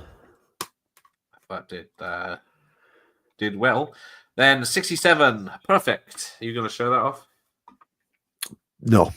Because you don't own it. I don't own it. I've never seen it. Female aerobics instructor meets a male reporter doing a story on health clubs. But it isn't Love at First Sight. It's just famous for the gyrating Jamie Lee Curtis. Jamie Lee Curtis scene, yeah. Thrusting pelvis. I think she redid it this last month with Jimmy Fallon. All right. She's back in the costume and everything. And he's pretending to be Travolta. But right. Now 66, one of my favorites. Real Genius with Val Kilmer. Yeah, again, I don't own a copy of this. It's actually a really good film as well. Yes, I don't own it either. Yeah. It's got, what's his name? William Atherton as a bastard again. Yeah. Yeah. Between Die Hard and Ghostbusters. Yeah, it's been a few years since I've seen it as well as, but I watch it every couple of years at least. I watched it last year. Always enjoy it. but it is a good film. But it's story by Neil Israel and Pat Proft, of course, did lots of comedies. Police Academy being one of them, and Moving Violations. But yeah, Val Kilmer's a genius, but he's not the main character. It's a little uptight teenage prodigy that enters college way too young, and then William Atherton's making lasers for the government illegally. Yeah, they sort him out. Atherton for life. Yes. When isn't he an arsehole in a movie? Ridiculous here. Yes. Ridiculous. Perfect is very 80s. Yes, it is. I might watch it again just to see. Yes, Kiss of the Spider Woman is a great drama, but drama never does well in Gareth. I remember it coming out, but I don't remember watching. I might have watched it back then, but I don't think Invisible when she exactly right. Vision Quest. Now this is the one with different names, isn't it? Because it's named after a Madonna song in the UK, wasn't it? Yeah, it's that's about wrestling, so I don't care. Yeah, I mean, what the hell? What was it called? Yeah, I'm Crazy for You, I think it was. Right. In the UK. But it's got Matthew Modine and Linda Fiorentino, the girl from Men in Black. Right. These sexy films she's in. Yeah, crazy. Rest of the movie, yes. Crazy for You, yes. First movie appearance by Madonna. I guess, 85 it would be. Yeah. But I think Desperately Secret Susan's on this list, isn't it? Oh, I'm not sure. I can't remember. I think I was looking for it, but it might have been. Then more Stephen King with Cat's Eye. I could have sworn I had that, but I can't find it bloody anywhere. Yeah, I don't own a copy of it. Yeah. It's an okay film from what I can remember. It's one of those 4 stories, but the first story is the best one, I think. Yeah. Giving up smoking. But then, 63, One Magic Christmas. An Angel Must Show a Mother the True Meaning of Christmas. I don't know that one. Mary Steenburgen. Oh, there you go. Yeah, I don't know that one. Then Follow That Bird. Go on. Where is it? I don't know that one either. I used to watch a lot with Big Bird. They're sent to live far from Sesame Street by a pesky social worker. He runs away though and heads back cross country to meet. I used to watch. It's one I watched as a lot as a kid. Well, I say kid. I was fucking 10 by then. But who's in there? There's some usual Sandra Bernhard, Don Carnsey, Chevy Chase, Waylon Jennings, Eddie Deason, Sally Killerman. Yeah, a lot of people are in it. Is this the one? Is this the film that crosses? No, it can't do because it's the wrong time completely. There's a section in the Muppet movie. Oh yes, where they meet him up and where they meet. It chases them. Yeah. He's on his own journey, isn't he? It might be a crossover. Yeah. Well, yeah. 79, but it was 79. So, but it seemed like it would have crossed over like that. That good old Dr. Terror back in the day. Yeah, the Drew Barrymore segment is the weakest, and it's the last bit, which is a shame. Need Dr. Terror back? Yes, he is. Should be coming back. Then we get Tomboy at 61, which is, I remember the poster, which is a very sexy lady with a hat, flat cap. So obviously she's a tomboy. So a strong-willed female stock car driver challenges her chauvinistic crush to a race to win his respect and get him into bed. Oh, there you go. Not every day that happens, is it? Impress me with your driving skills. Yeah. Who is it? Betsy Russell again. So you might see a lot of her in that. I might have to watch it. Right. Then 60. A Chorus Line. The stage show transformed into a film. I think Richard Attenborough directed it. It's got previous guest for the assassination by with Charles Bronson film, but Jan Gan Boyd as a dancer. Right. Michael Douglas as the whatever, who's in charge, director of the show. But yeah, it didn't do as well as it was supposed to. But number 59, Return of the Living Dead. Oh, it was just on screen there. There you go. Hey. Sadly, I don't have it, which is ridiculous. I need to get the Graham Humphreys VHS, but it's fucking expensive. Yeah, it's crazy. The Blu-ray that was put out by Second Sight a while back, that goes for crazy money, and I did have a copy of it. And then when I saw that it was going for so much, I sold it, flipped it off, and bought the dodgy Spanish copy for about £6. So yeah, it's still. I think it's just the same bloody transfer, to be honest. But I got the DVD upstairs. I forgot about that. It's in the horror DVDs I got upstairs. I forgot to bring it down. Shit. Yeah, the DVD of it's weird. Same with Return of the Living Dead Part 2 as well. It's like they're a bit messed up, the DVDs. I got the VHS, the second one. Yeah, but it's like I said, good film. Remember it fondly as a kid, really. It's like early teens. It just being a good time. Yeah. 58. Remo Williams, The Adventure Begins, or Remo Unarmed and Dangerous, as we have it. Do you know what? Weirdly, never seen that film. It's from Bond director Guy Hamilton, and it's a pretty good action adventure. It's got Wilford Brimley, Joel Grey. It's a pretty controversial one now because Joel Grey has Asian makeup on to play an old Asian man. Right. But he's great in it, so yeah. It's not like he's shit going me so sorry or something, but yeah. Yeah. Oh, Day of the Dead is better. Certainly. Remo is amazing. She's the girl in the picture window, then James Bond's daughter, the General's owner. That's it. It's a must-see as Remo. There you go. Love Remo Williams. It was supposed to be a franchise, but it flopped, so they did one. Yeah, they started a TV series. I think the pilot. It's probably on YouTube, but it's not very good. Right. The actual film is very funny. I think you'll get it's ridiculous stuff he does. There you go. These Spanish bootlegs are press discs, so they legit. Really. That is definitely not a press disc. The one I've got, it's 100% a blue burn disc. I see Remo's fascinating. As a kid, isn't Remo meant to be the American James Bond? Exactly. That's what he was supposed to be. Right. Remo's good, but it's too long, kind of meanders towards the end. It does true, but it has some good fight sequences. One's on the scaffolding of the Statue of Liberty and stuff like that. Yeah, and in a big building, he does some stunts because he gets trained by the Chinese man, which is as it should be in the 80s.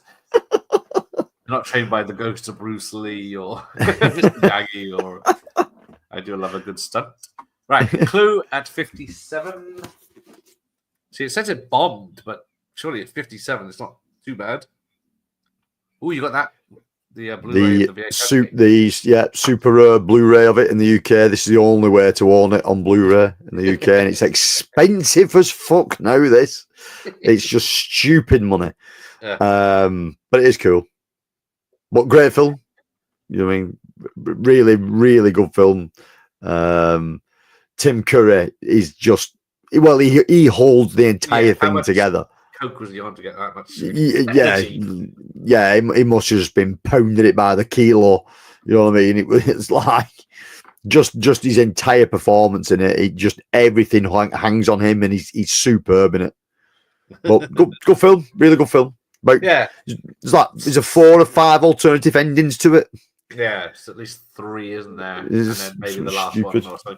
But yeah, and then as we saw in the titles at the beginning, when they released it in America, each cinema had a different ending. So you had to see 3 times to get the ending, and then it didn't work out as obviously because although it's somehow what's that?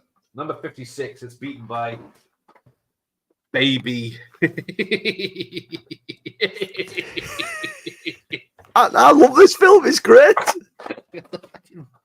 It's like Beta. I can't even play Betamax. I thought I was sad having it on a Blu-ray. Oh, it's a touchstone home video. It's not even a fucking Disney release. It's again US import for me. There is no release of it in the UK. Really good film. Yeah, Sean Young, William Catt, Patrick Magoon. yeah. For a kids' film, it's a bit touchy in places. You know what I mean? It's a bit sexual, a bit I raunchy. did think that. I haven't seen it for a very long time, but people keep saying how sexualized it is. Yeah, he's like knock it back out of the middle of the jungle. You know what I mean? He's like he's. I'm thinking, hold on, this is a fucking kids' film. There's a baby dinosaur watching him at it. You know what I mean? It's but it sort of I don't know. I mean, how it got to the position that it got at the cinema. I think this was probably just parents taking the kids to watch what was a kids' film, but the actual well, I don't even know if it's a guy in a suit or what the hell it was. Is the dinosaur? Well, yes. It looks like shit. It's fucking terrible. It's a sock puppet, surely. Yeah, but charming little film, but it's a bit dark for kids. Like the bad guy in it's an absolute arsehole. You know what I mean? You see his mother get shot, like you're thinking, "Oh my god, what's going on?" Like, and then two explorers that are looking to save it end up fondling each other in the jungle. So, well, is it Sean Young you're fondling? So what's the problem? Yeah, Unless it's... but yeah, it's a cool one. It's one of those films I think everyone's forgot about till you mention it. But it's it's all right. It's cool. I speak to a certain baby cast member regularly. She likely lost her marbles during the time in Africa. Oh, dear. But yeah, because it was sort of, was it a Disney film? Because of the modeling, they made it do you know what? I'm not 100% sure. Okay. It doesn't. It's it doesn't. Oh, Touchstone. It's Touchstone film. It is. Yeah. Looks shit now. Looks like shit. Now I want to see it. That's not how this works. We're recommending good films. Yeah, I mean, I don't think you can see the baby dinosaur on the back properly, but yeah, it's not. Basically, when it's up close, it does look like a sock puppet. I don't mind looking any better close up. Not with this fucking stupid technology. Show off. Just it's good. William Catt's quite good in it. So.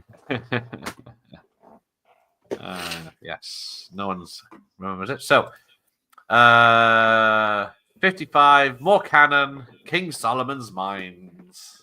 I watched it last week. It's fucking terrible. It's terrible. Really good. But what I could never understand with this film was obviously it's in the vein of, you know what I mean, Indiana Jones and other films that was out at this particular time. Your Romance in the Stones, your Jewel in the Niles, or the Firewalker. I actually prefer Firewalker to this. You know what I mean? Firewalker isn't that good of a film, but it's entertaining. The opening of this film, when you first watch it, if you've never seen this film before, and you put it in and you start watching it, and you go, have I missed 20 minutes somewhere? The film starts like it's halfway through, and you're going, It doesn't make any goddamn sense. But you know what I mean? It is what it is. It is a canon rip-off of Indiana Jones. It is, yeah. And it doesn't really work, and it's all over the show. It doesn't, and it's like really weirdly edited, and it's just bizarre. So I think City of the Lost Gold's a better Alan Quatermain film than this one, but yeah, but King Solomon's Mines, it's just one of them I remember off TV when I was a kid. It was on regular. Yeah, was it Madame Golem said, "Get me the Stone Woman"? Yeah, it was supposed to be what's her name from Romance in the Stone, but no, they thought Sharon. Yeah, Sharon Stone. Yeah, everyone hated her on set. Yeah, but it's a minty fresh tape. I own of it. Nice rank. Yeah. Watch Fireworker for the first time recently. Chuck doesn't do comedy. Chuck has dialed that film in from out of space. It's like the only worst sort of performance of Chuck, but I really like the film. Is coming up in a minute. It just. They got Jerry Goldsmith, bless him, to do the score. Yeah, the film does use real locations, which is a nice touch these days. It does. but it is a complete Indiana Jones ripoff, scene for scene in some places. Now, this one I'm very disappointed. 54th place. The best canon film ever. Death Wish 3. I don't own any of the Death Wish films. Oh, you own any, it should be 3. I know there's a nice box set out with them all in. Well, yeah, Josh, I'm not sure you're paying attention.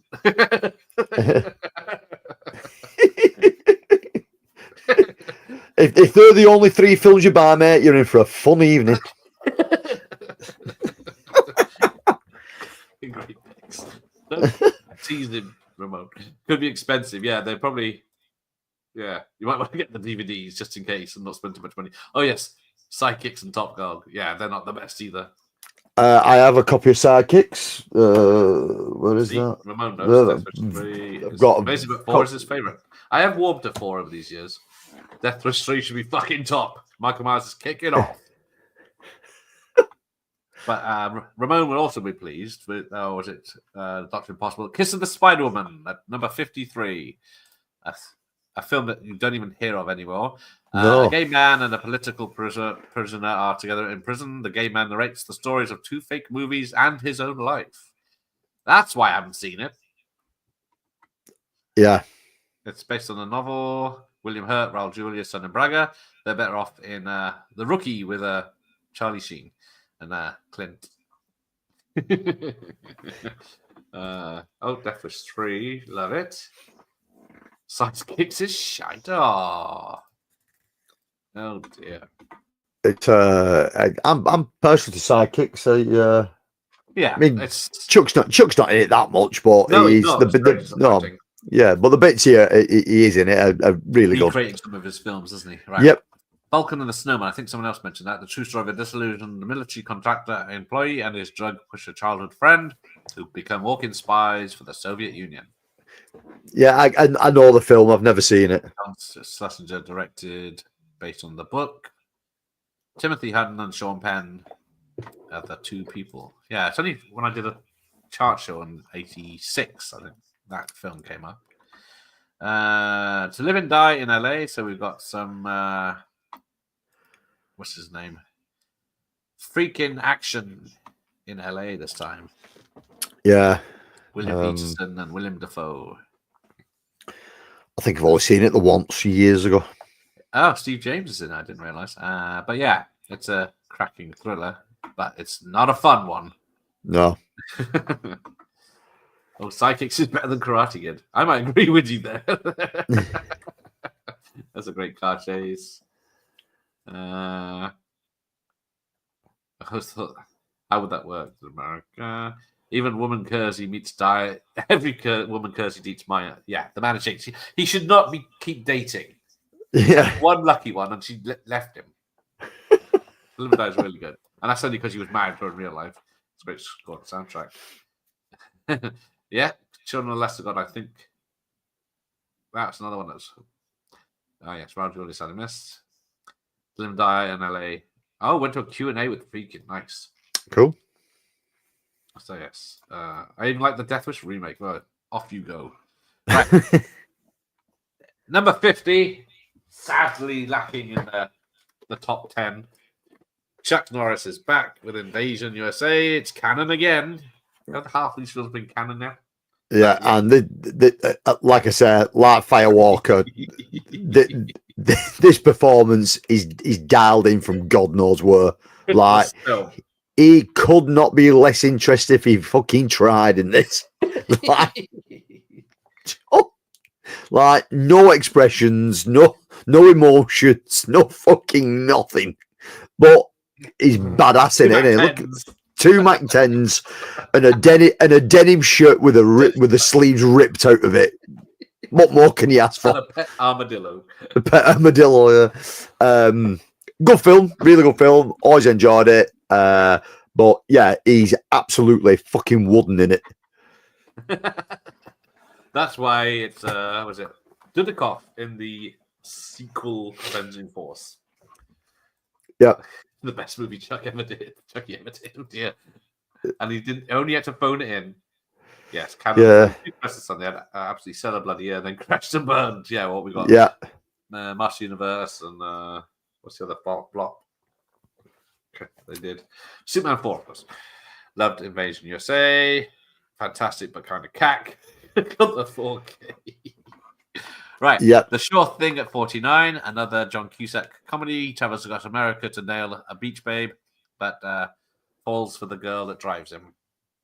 The Plain Jane. But yeah, not seen it for a very long time. Yeah, I don't know it. Nope. Okay. Lady Hawk. You might know that one. Do you know what? It's so bloody difficult to get hold of this film. Now, again, big Sword and Sorcery fan. This one's a hard watch. It's slow. It's Matthew Broderick, and you're thinking, oh man, what? You know what I mean? Would be the right choice? Michelle Pfeiffer's okay in it for the bits you see her. Yeah, she's better in it. But she's pretty. Yeah. Root Gower's Root Gower, and he's been in tons of stuff like this before. It's okay. It's a love story driven by magic, and it's like, it's all right, but really hard to get hold of.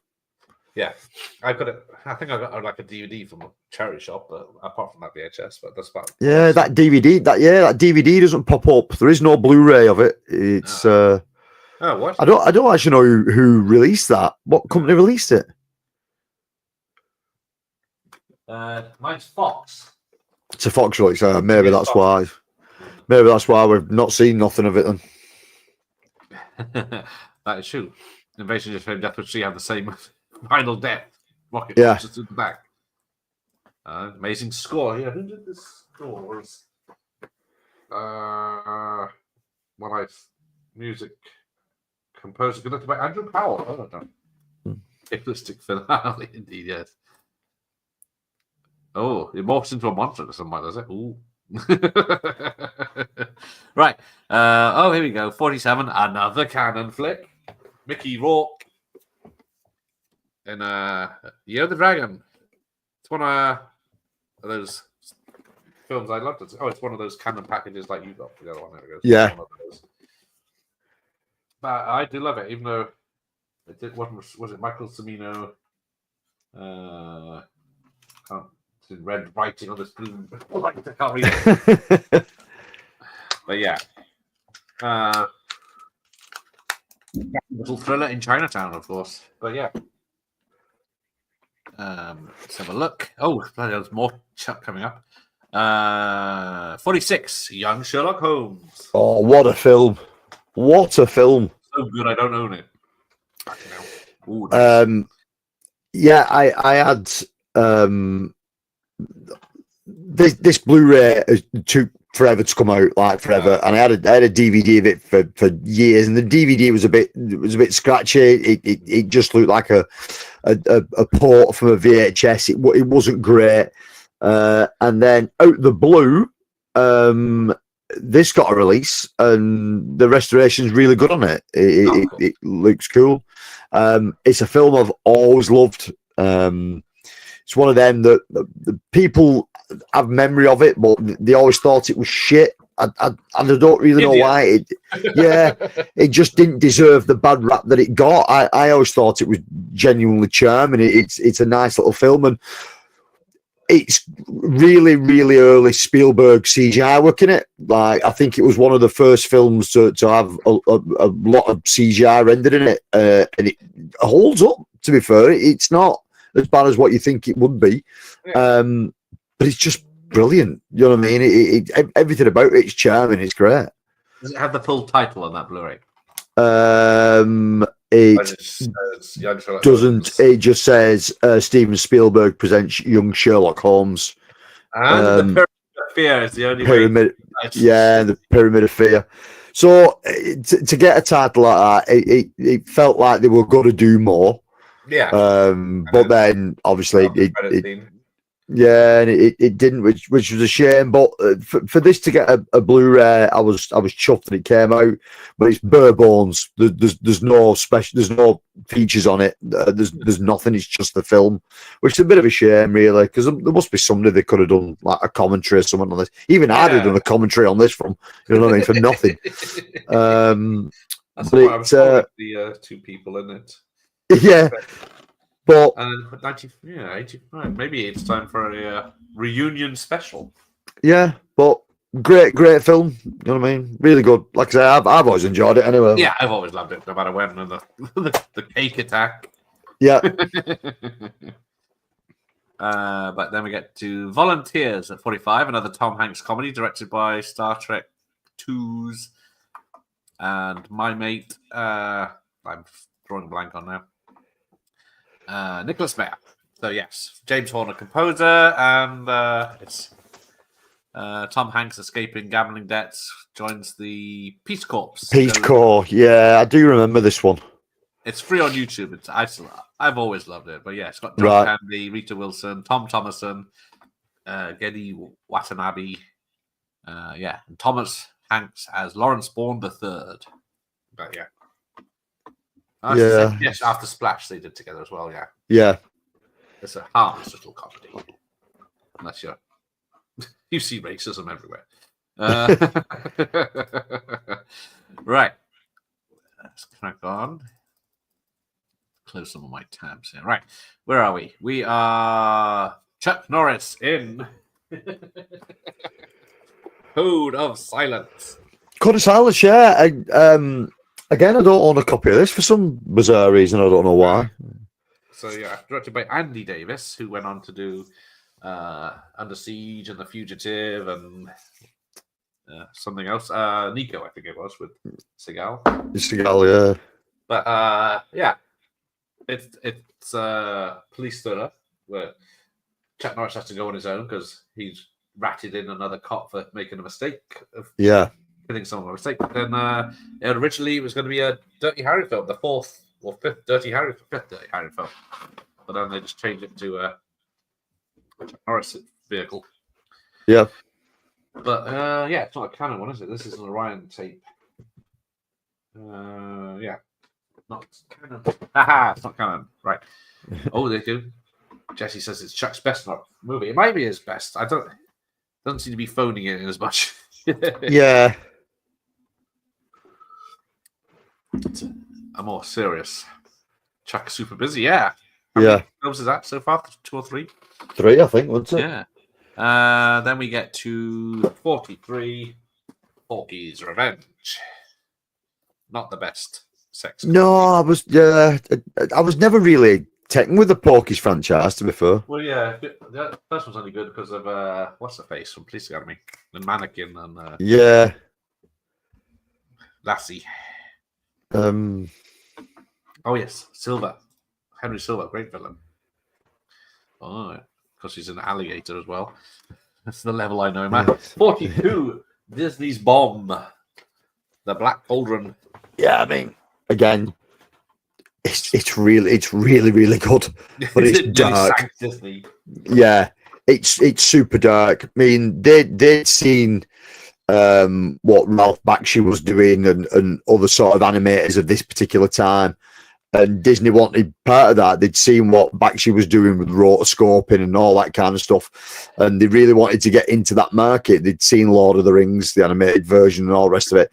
And they brought Bakshi on board and a team, and they started doing a bit of stuff. And they thought, oh my God, they've been looking at the dailies and they was going, my God, this is dark. What the hell are we going to do with this?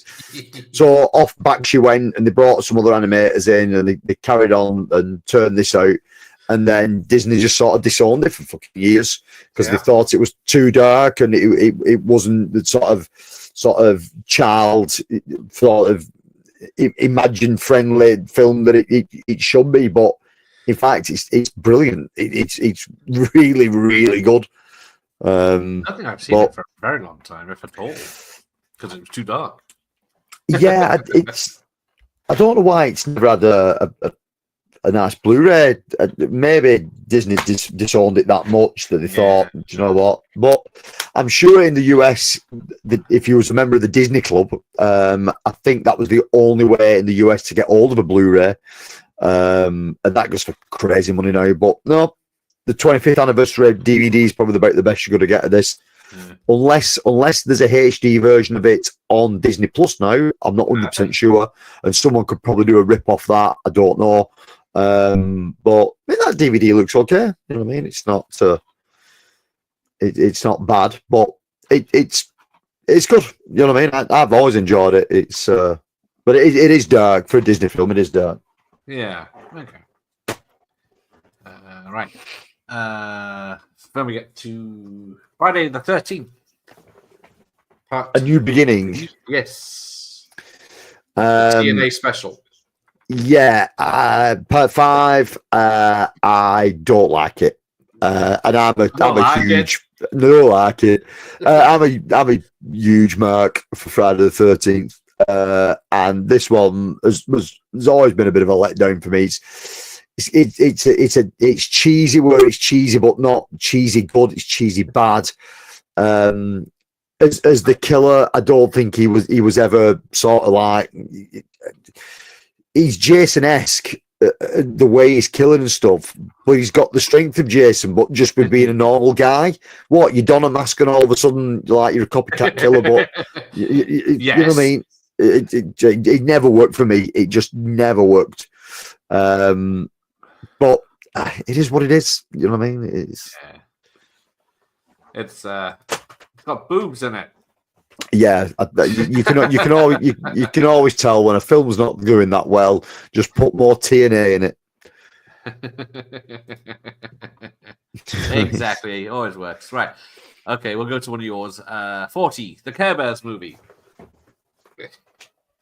No, before anybody.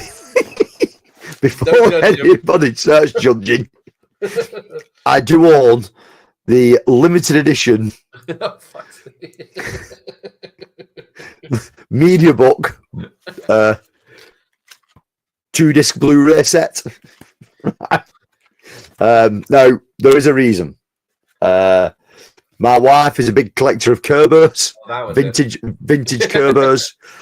That's the reason. And we have this whole sort of like fucking thing up on a wall over here that's just like full of vintage Care Bears memorabilia. And when they released this, I thought it's a really weird one for this company to pick up to put on a media book like this. It was like 25 quid when it came out, and I was like, I am not. It tanked that bad they couldn't give this away when it came out. It ended up coming down to a tenner, so I thought, right, go on for a tenner, we'll have it. But yeah, Care Bears movie, it's okay because it's got the Care Bear cousin. If you know the Care Bear lore, it's got the Care Bear cousins in it as well as, and it's quite charming. You've got to understand that this particular time how big a franchise the Care Bears were. It was fucking massive. It was on a par with what Master of the Universe was for boys. Care Bears was this for girls. It's fucking huge. Oh, there you go. You know what I mean? Associating genders with films. Let's not go there. Yeah, who would do that? But yeah, Care Bears, the first one. The second one did okay as well, from what I can remember, but the first one did serious money. But yeah, I don't remember the second one coming out. Right, but then we get to 39. Santa Claus, the movie. If I can get my fucking hand in the right place. There you go. Hey, there he is. Saw the 4K remastered edition of this at the cinemas. I think it was last year or the year before. Looks great in 4K, but they've changed the ending on it to make it more politically correct. Oh, feckers. So the end of the film, the end of the film, when the little homeless boy Santa decides that he's going to adopt him and he's going to go and live with Santa and Mrs. Claus. Oh, yes. Of course. They have removed all that out of it now because it made Santa look too much like a predator. So they've taken it out. They've removed Father Christmas being kind to a homeless young boy in case it offended people that Santa was being some kind of predator. Go and fuck yourselves. You know what I mean? Fucking Jesus. So don't buy the 4K, just buy the Blu-ray. Because the 4K, they've ruined it. But the picture, it looks mint, but... crap. Right. 38. Weird Science. Lovely Kelly LeBrock. Oh, Kelly LeBrock. Lovely HD Kelly LeBrock. Yes. Brilliant film. Makes no sense in places, but it's really, really good. All over the place. Yeah. It is really good. Loads of fun. Great film. Weird. Yeah, you can't go wrong with it, can you? No. Then we get The Emerald Forest. That's the one I was thinking of earlier. So yes, his son goes missing in the jungle, and he has to go and get him back after 10 years later. Directed by John Borman, with Powers Booth and Ben Foster. I remember it being all over the video shop back in the day, but I haven't seen anything of it since. I know the film. I've never seen it. Yeah, same here. I think I might have seen it back in the VHSs, but I can't remember a thing about it. Right. Yes, Borman starring his son. Sorry, what was Kelly LeBrock? What's he done? I'm trying to think. What films that you could talk about that aren't the obvious ones? But yes, 36 Summer Rental, John Candy again. Brilliant film. Did a lot better than I thought it did. Yeah, I don't remember it at all. Yeah, exactly. But you talk about it and people just don't remember it. So the three really, Summer Rental, Harry Crumb, and Great Outdoors. They're the three Candy films for me that are just brilliant. And the three, for some reason, have never had proper releases in the UK. Yeah. And then when you talk to people about them, no one really remembers them. But they're brilliant films. Yeah, damn shame. Back to horror with Bright Night at 35. Best vampire film ever made. Pretty much. Yeah, soundtrack, great effects, great. Everything. Yeah, everything about it's fantastic. The second one's good as well. Second one's really good. Yes, there's some Summer Rental cutscenes about how far above. Might have been too far. Wrong, yeah. Kelly Rock is in Wrongly Fused, Woman in Red, Hard to Kill, Weird Science, and I'm trying to think of anything else. But somehow, something called Agnes of God is at 34, beating Fright Night and Summer Rental. Yeah, I hadn't heard Agnes of God. It's Norman Jewison's adaptation of a stage play when a naive novice nun is discovered with it's very serious. Norman Jewison, Jane Fonda's in it, and Bancroft, Meg Tilly, but I've never heard of it. No, I've not. I think it came up in one of my chart shows, and I didn't know what it was then. His dinner's in the oven. So they went to Busch Gardens without candy and on Laricat Yacht, and a bird steals a hat in Summer Rental cutscenes. Right. There you go. Oh, yes, Marcy Darcy's in there. Was a great couple of nominations deserving. See? 33, The Last Dragon. Obtained the final level of martial arts archery. Notice the glow. I've only seen it once. And it was great. Which one is it, The Last Dragon? It's one, what's it called? Leroy Green. Savanity's in it. Shonuff as the Shogun of Harlem. It's in New York. It's a young man searches for a master to obtain the final level of martial arts mastery. It's funky. He goes, Shonuff. Oh, even not. Ramon's never heard of Agnes of God. There you go. Yeah. I saw it once on Channel 5. Does my But yeah, it's a disco martial arts comedy. So it's like it's a black exploitation martial arts film. Yeah, pretty much, but in 85. Cool. It's a lot of fun. Right, then we get to Prizzy's on at 32. I still haven't seen that with Jack Nicholson and Yeah, I've not Stone seen Woman. it. But yeah, two hit people working for two professional assassins fall in love and then are hired to kill each other. Directed by John Huston with Robert Loggia. Then we get more horror in Freddy's Revenge at 30. Yeah, I do have it. I couldn't be asked digging the box set out. It's right up there, but it's signed by Jack Shoulder, director. Yeah, again, really good. Graham Humphrey's cover on the British VHS. The Americans didn't get that. Motown produced martial arts fantasy comedy. Awesome. Yeah, see, a lot of positive reviews for that. I'll have to check that out. That sounds like right in my wheelhouse. Lady Hawk is for sure underrated. Mm. I prefer Grey Outdoors to Summer Rental, but they're still both great fun. Yeah, The Last Dragon is the most 80s film ever made. That is very all right, then I'm all over it. I still need to see Prison on it, so it's great. Freddy's Revenge. Usually it's the second one or third one as people's favorites, isn't it? Oh, yeah. Mike Myers is on Freddy's side. Right. Murphy's Romance at 29, which is Sally Field and James Garner, where Emma moves to a ranch with her son after divorce and befriends the older Murphy, but things turn complicated when her ex shows up. I'm guessing drama. Somehow that made it to $30 million. Silverado at 28.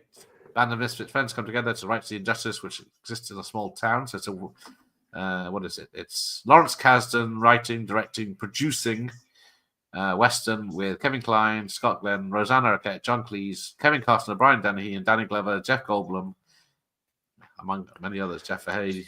It's a fair old cast, isn't it? Yeah, it's over 2 hours. It was pretty good. I watched it a few years ago that's again since I watched it. Yeah, Kasdan. Touch me, baby, all night long. Oh, hang on. Hey! Oh, Garner's best actor. Wow, there you go. Good film, Murphy's Romance. There you go. Right, what do we get to? Oh, I missed out 31, Desperately Seeking Susan, but yeah.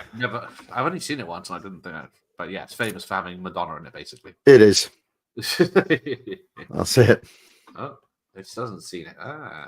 Is that Silverado? Or Murphy's Romance? Oh, yes. We'll get to that in a minute.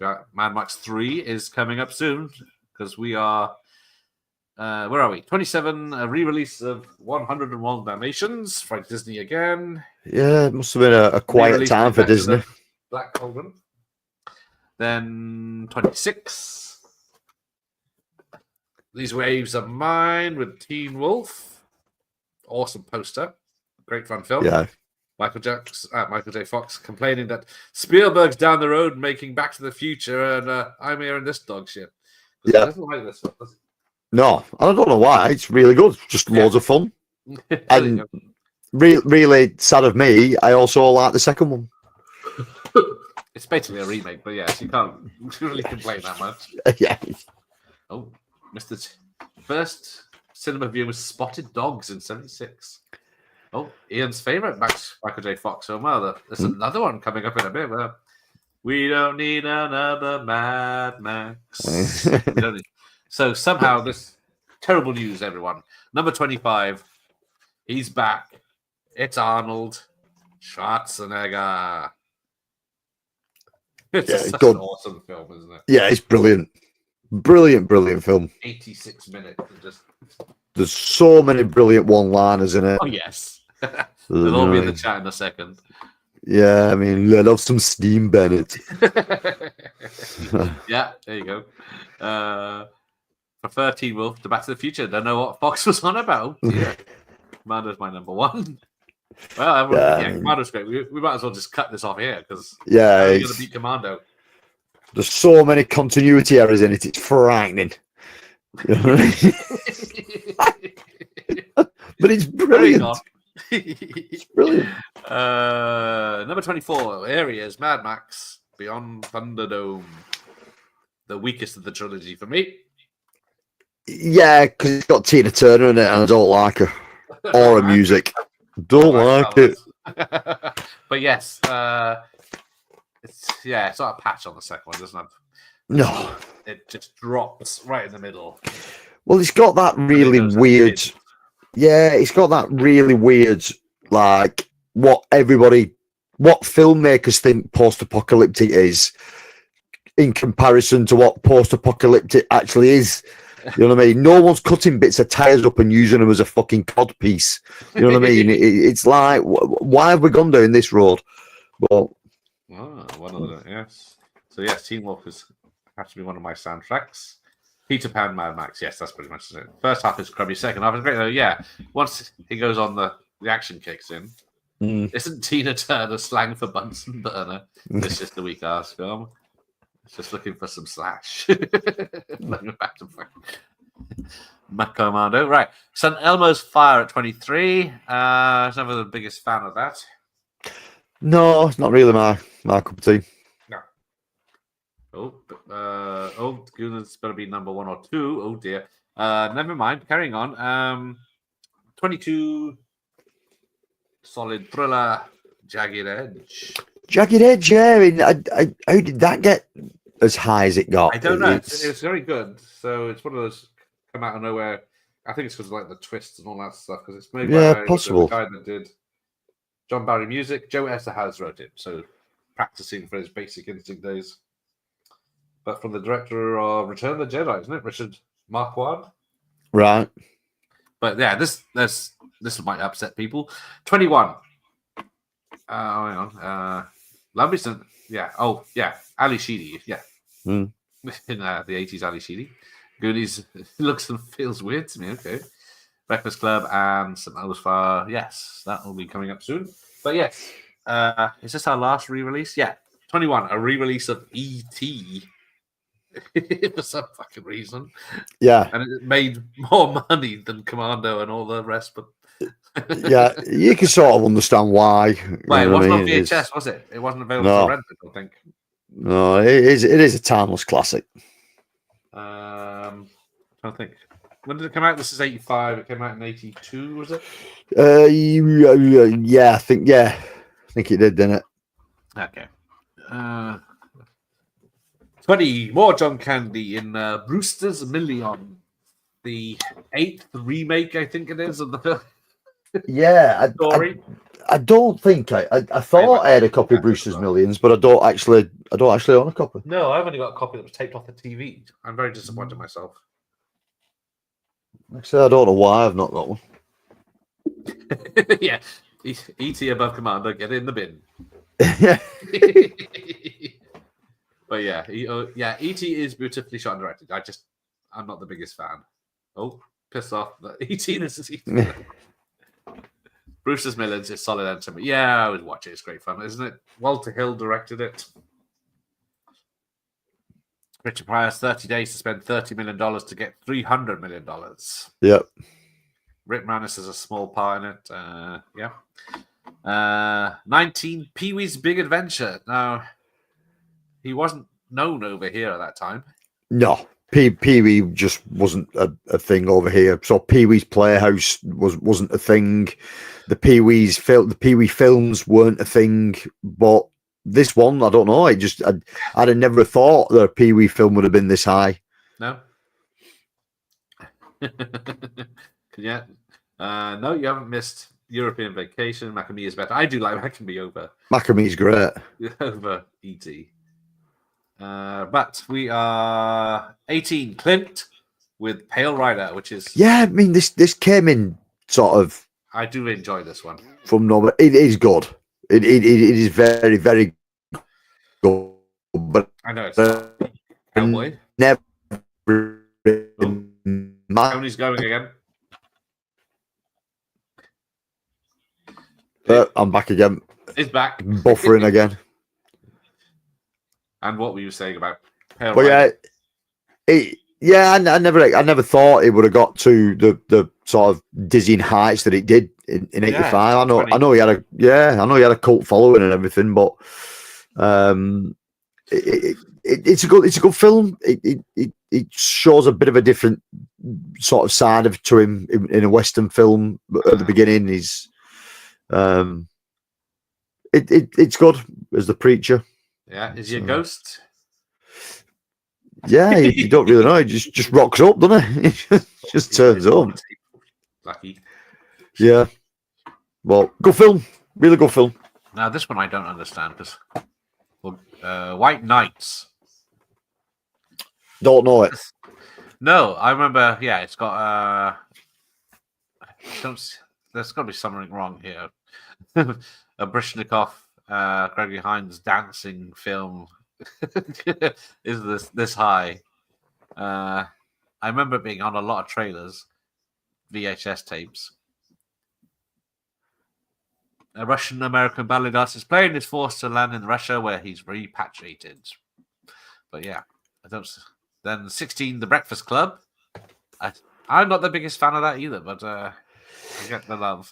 Yeah, I can watch it. You know what I mean? It's if you just want to watch a film about kids bonding together over nothing, you know what I mean? Then yeah, it's all right. It's you know what I mean. Great soundtrack. You know, but it's not exactly that. Yeah, that funny. But 15 Mask with Cher and Eric Stoltz after he got sacked from Back to the Future. Yeah, again, not really. Yeah, sure, no. I've seen it once back in the day. Right, but then number 14, National Lampoon's European Vacation. I've only got the box set, so I haven't got anything to hear you. In my opinion, the best one of the lot. It sums up every American's idea of how they should interact with people. I think that's why I like it. But in theory, it's Americans have no idea how to interact with people outside of the US at all. They just don't understand other countries. They don't understand other cultures. They don't understand shit. Look, you know what I mean? Big Ben. Yeah. and this just sums it up brilliantly. You know what I mean? Teen Wolf is better than some of these. Yes, it is. But it's it's a good. It is a good film. You know what I mean? And just the bit with Eric Idle where it just keeps knocking him over. You know what I mean? It's fucking great. Right. Got a Bond at number 13. Got a View to a Kill. To a Kill. My Bonds are all in that big stupid box set up there. It's yes, so be careful with those. The 4Ks will be out soon. I know. But there's yeah, more expense. Back in Christmas Vacation 2, of course. Yeah. Nuts. Right. Let's have a look. So that's Bond outside the top 10. So what's better than that? Well, there's some big hitters in here for the top 10. Let's have a look. Fletch at number 12. So Cherry's here. Is this his first? Why did I not grab Fletch's here? Yeah, I never really got on with these. I don't know what it was with them. Fletch's. Hey, yeah. But yeah, they're two different styles, both films. But yeah, I do like the Fletch character as well. Okay, then we'll skip to number 11, Police Academy 2, their first assignment.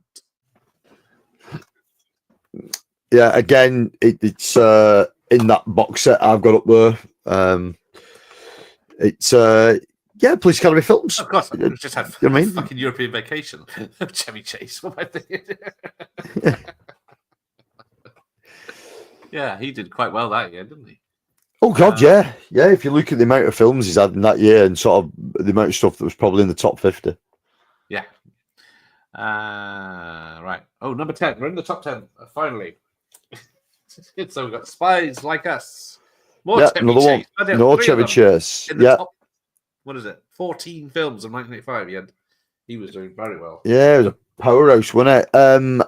I'm not overly keen on that song, and I also hate the fact that Wings did the music for it, because Paul McCartney can suck my balls. He's fucking terrible.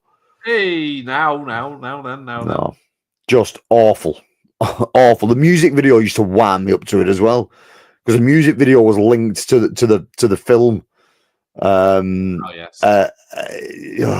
Just great on me. So, where are we? Number 9, The Goonies. Yep. Hey, which poster's better? The one on the VHS. It's the third one, isn't it? Where they're hanging off the stalactite as well, isn't it? Yes, where they're dangling through the hole in the floor. Yeah. Yeah, everybody knows the Goonies. What you don't know about the Goonies is my friend Dave, who does the channel with me and the music, the film club, absolutely hates the Goonies. And he said it's just one film of solid noise, which is, you know what I mean? Bring him on. Phone him up. Put him on speaker. Let's have words with him. But when you go back and watch it, he's not wrong. It is a noisy film, a very noisy film. You know what I mean? But yeah, he doesn't like it. He's wrong. Dave is wrong, indeed. Let's hashtag Dave is wrong. Never heard the song till I got the video because ITV chopped off the end credits of. Yeah, it's awful. What's the dick for? Spicy. I do like Spies Like Us, just for the first half, anyway. Right. Oh, number 8. Here we go. Harrison Ford. Witness. Excellent film. Yeah, great film. I remember being shown this at school for some bizarre reason. I don't know. I don't know if we was learning about the Amish community or what the hell we was doing at school. Kelly McGillis's tits, probably. Yeah, but for some reason they showed us the Witness, and I was like, God, this is going to be rubbish. And then I watched it, and I was like, that's fucking brilliant. It's really, really good. Yes, it's so good. People forgot that mostly, isn't it? Yeah. So yeah, I've always had a thing for it. It's great. Yeah, I got Ladybug. Everything's fallen down back here. Right, all my shit's just fell down as well. Fucking piles of it everywhere. Yes. So where are we at? 7. Jewel of the Nile. The real stone. Don't own a copy of Jewel of the Nile for a particular reason. I don't like it. I think it's so far removed from the first film that I just find it impossible to watch when I go back to it. It's just bloody annoying more than anything.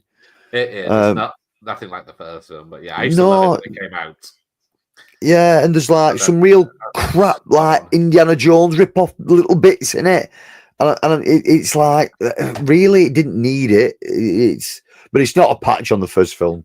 I mean, Romance in the Stone's great, but Jewel in the Nile, no, not a fan. Oh, there you go. Watch it back to back with the Romance in the Stone, I guess that is. Witness is rough for a school film. Yeah, it's rough. A few killings. Right, number 6, your fantasy. Gutenberg in the top. What's he in? Top 11. 2 films in the top 11 for Gutenberg this year. Cocoon. Charming little film. Really, really good. I enjoy this one. And to be fair, Steve Gutenberg isn't in it that much. No, I didn't think he is. No. Oh yeah, I can't think what her name is. But really good film. Second one's not bad neither. But it doesn't make any sense. Oh, Jewel is dire. Oh dear. Cocoon's like the movie. It's charming. I can't say the rules of the first one is he can't come back, and then the first thing in the sequel is he comes back. Yeah. This one is the most surprising. What are we doing for this? Number 5, I think I'm getting the color purple, aren't we? Because there seems to be an error in the top 5. Yeah. So I'm going to put joint 5. And I've lost it. Okay. I'm going to put joint 5, the serious ones. Out of Africa and the color purple. Because somehow the worldwide this says this film out of Africa made more money than Back to the Future, Rambo 2, and Rocky 4. Yeah, which is weird. But yeah, out of Africa and Color Purple at number 5. 2 very serious films. Is it Spielberg's first serious film? I'm not sure. I've never seen it because it doesn't sound like fun. No. I know they made it into a musical film last year, didn't they? Yeah. Joe, that's a lot of fun. Easy. So perhaps Battery's not included as better. Yeah, that's a good film.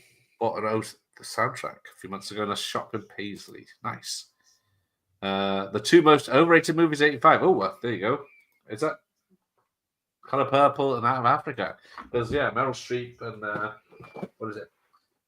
Robert Redford. It won 7 Oscars: Best Picture, Best Director for Sidney Pollack. I think, isn't it? John Barry does the music. That's what I remember. But now to the cream of the crop, which is the top 3 ish. Yeah. I'm going to say top 3. Right. Yeah. So, number 3. Oh,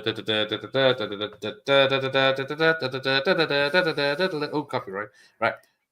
Rocky 4. What could be better than that in mid-80s? It's great. Great. Yeah. And I'm going to be honest with you. For me, the best of the Rocky films. It's what I love. I the don't first like one is art and drama, but don't like the first one's too goddamn serious. The second one's a bit same. The third one's all right. You can tell it's getting a bit cheesy. You can tell it's getting a bit cheesier in the franchise in the third one. But the fourth, oh my god! When this came out, I wore the tape senseless. I saw the cinema this one. Brilliant. This is based on financials, Dutch Ramon, rather than anything. Yeah, educated. But this made $127 million worldwide. Yeah, I must break you. Brilliant film. Brilliant film. I love it. Yes. I've even grown to like Rocky versus Drago because I hated it when I first saw it. Because I've seen Rocky 4 so many times. I was expecting things to happen. The Stallone cut. Scenes different, but yeah. I see Byron likes like that better. It's montage after montage. Yeah, it's got 4 montages, isn't it? Each to a rock soundtrack. Yeah. All Rocky 4 is really the only one I like. Yeah. Yeah, it's probably. I can watch 3, 1 and 2. I've nothing in 5 with Tommy Gunn's just rubbish. Rocky's my second favorite film of all time. Can't watch one without the next 3. Yeah, they do all lead into each other, don't they? Those always love Rocky 2 the best. Yeah, I like Rocky 2 and 3, and then 4 when they came out. But right, where are we at? Number 2, Rambo 2. First Blood. Oh, he's got the box. What's that? Yeah, it's brilliant. It's Rambo, isn't it? You know what I mean? Laying waste. Yeah, just killing folk. It's amazing. Ramon's just happy there, yes, because it made 150 million. So Stallone had the 2 biggest hits of the year almost. Yeah. These are the only 2 he had that year, wasn't it? Yeah, there's nothing else crept in. So, yeah. Rambo made 150 million and got to number 3, whereas Commando would have. Where's my mouse? 25 and only made 35 million. Jeez, big difference. Yeah. Yeah, Stallone making killing. And then what did he do in 86? Cobra. See, probably my favorite Stallone flick together, Demolition Man and Copland. Oh, yeah. Yeah, cool ones. Because, I do love Rambo 2 and 3. I put 2 and 3 above 1. I know I do love 1, but if I just want to kick ass action, then it's going to be 2 or 3. Yeah, I mean, 3's just over the top completely. You know what I mean? It's great. I love it for it, but it's. I can, to be fair, I can watch all the Rambo films. Oh, they're all good fun. Wow. I had this poster on my wall before I even saw the film back. Right. Rambo 2 is one of the few screenplays for action that deserves to be published. Yeah, I got the book because the book is written by Stallone, the original Rambo writer, and Cameron, which is weird. Because if you read the original book of Rambo, he gets killed. They shoot him in the head, don't they? At the end of the book, that's it. It's done. But for the films, they bring him back because it was a good money spinner. Yeah, only because it was a 3-hour cut. Stallone thought it would kill his career, so he cut it down to 90 minutes, and then an icon was born. Yeah. But yes, what could be number one? I wonder. Yeah. Oh, John's predicted it. How did he do that? Yes. Back to the Future. We're going back in time. We're going back in time. Down. Yeah, just brilliant. Yeah. Brilliant film. Like, is it like a near as perfect film as you're going to find? It probably is. You know what I mean? Just everything works about it. Everything.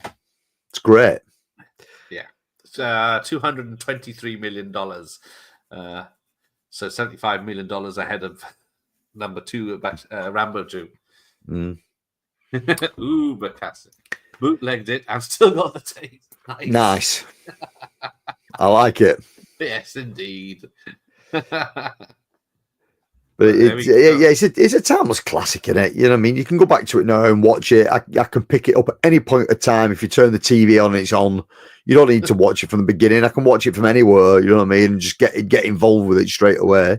Yeah. It's great. What about, what's his name? The dad who didn't like the ending because George McFly became was too commercial, sold his soul for money to sell his Yeah, he's a what's his name? The actor. He's a bit of a nut job to start off with, and he's yeah. That's why he's not this. Yeah, a lot of issues getting him in the second one. Yeah, so good they couldn't have made it without Michael J. Fox. Yeah, definitely the two main cast, Christopher Lloyd and him, so good together. Yeah, the brilliant. But like I said, the right into it, the effects, just everything about it is great. It's and like I said. Second one holds up pretty well. I always enjoyed the second one. The third one's okay. It's a bit wishy-washy, the third one, but I do like the ending of the third one. Spielberg trashes a lot, including Rambo. Yeah, he had a production year. What is it? Goonies, Color Purple, and Back to the Future in the top 10. Right. I think there's probably a few others he produced. E.T., of course, re-released at 21. But yeah, he did a very good year. I guess Demons and Philharmonia didn't get a worldwide release in 85. I don't know. Yeah, Legend. Where was Legend? Was that released later? Maybe released in 86 around the world. Yeah, I mean, Phenomena in the UK, it was Phenomena was released under the title of Creepers. Yeah. Yes, Death Wish should have been top. Just for having reverse modes, indeed. But yeah, I guess this is a list of worldwide releases. So if it didn't get a worldwide release or released in most countries, because what was that? Police Story is not on the list because it was only released in Asia in 85 and the rest of the world in 86, 87, 88, by the look of it. Yeah. But there we go. The right film won in the end. Yeah, 100%. You know what I mean? But the thing is, out of that run of films that we've talked about from 85, I would say, you know what I mean, there's a vast majority of those, at least the stuff that's in the top 20, are still massively in sort of relevant within pop culture today. You know what I mean? It's probably why, you know what I mean, you look back and people do hype 85 up as being the best year for film ever. It's cracking. It's a powerhouse of a year. Yeah, Demons was released in 86 in the United States. So probably that's why it's not on this list. Down and Out in Beverly Hills, I think that was 87, 88, wasn't it? or 86. Mm. I don't think that was 80 as early as 85. Let's double check. Down and out. If I could fucking spell. It's 86 for Down Out Beverly Hills, and what's the other one? Philomena. What was it? Creepers is easier to spell. Yeah, Creepers was it was the UK cut of the film, so it had like 22 minutes chopped out of it. Yes, Philomena was 85 and has a lovely Mad Monkey Graham Humphreys VHS cover. But it was released in the United States in 85. Yeah. In Italy, France, Japan. So maybe, yeah. Well, it's an Italian. It's an Italian. Yeah, it's an Italian film. So it wasn't released globally till 86. So that's probably why it's on this list. Yeah, it like I say, it's a weird one because it's got what's her face in it out of Labyrinth. Oh yes. Jennifer Connelly. Yeah, Jennifer Connelly and Donald Pleasance. Yes. But it's an Italian film. You know what I mean? It's actually a really, really good horror film. It's the music, the soundtrack in it is phenomenal. If you like bands like Iron Maiden and Motorhead and Megadeth, the whole soundtrack's made up of those bands. And it's like like I said, the rest of the world it was called Phenomena. Over here it was called Creepers. But like I said, there was 22 minutes cut out of the film in the UK. Yeah, the monkey slashing bit, as Michael Myers called it.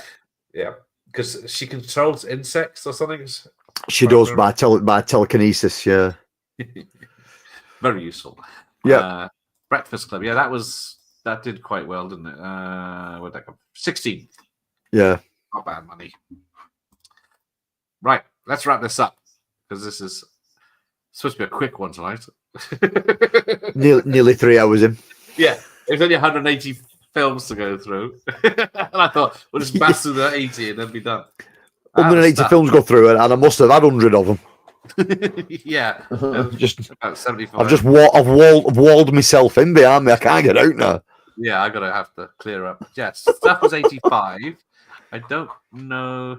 It just depends on when it and where it was released, I think, on that. The stuff, did it get a cinema release, the stuff? It got the cinema release in America on August. Yeah, and then video premieres for the rest of the world in 87. So yeah, it was it's Larry Cohen film, isn't it? It's... Yeah, so it didn't count as a worldwide release. So yes, we'll wrap this up. Cheers all. Right, guys. I'm off to hunt and wrapping on VHS. Great video. Thank you. Yes. Yes, Josh. Yeah. Number 1, Commando. Number 2, Rambo. Number 3, Rocky 4. Number 5, Death Wish 3. Yeah.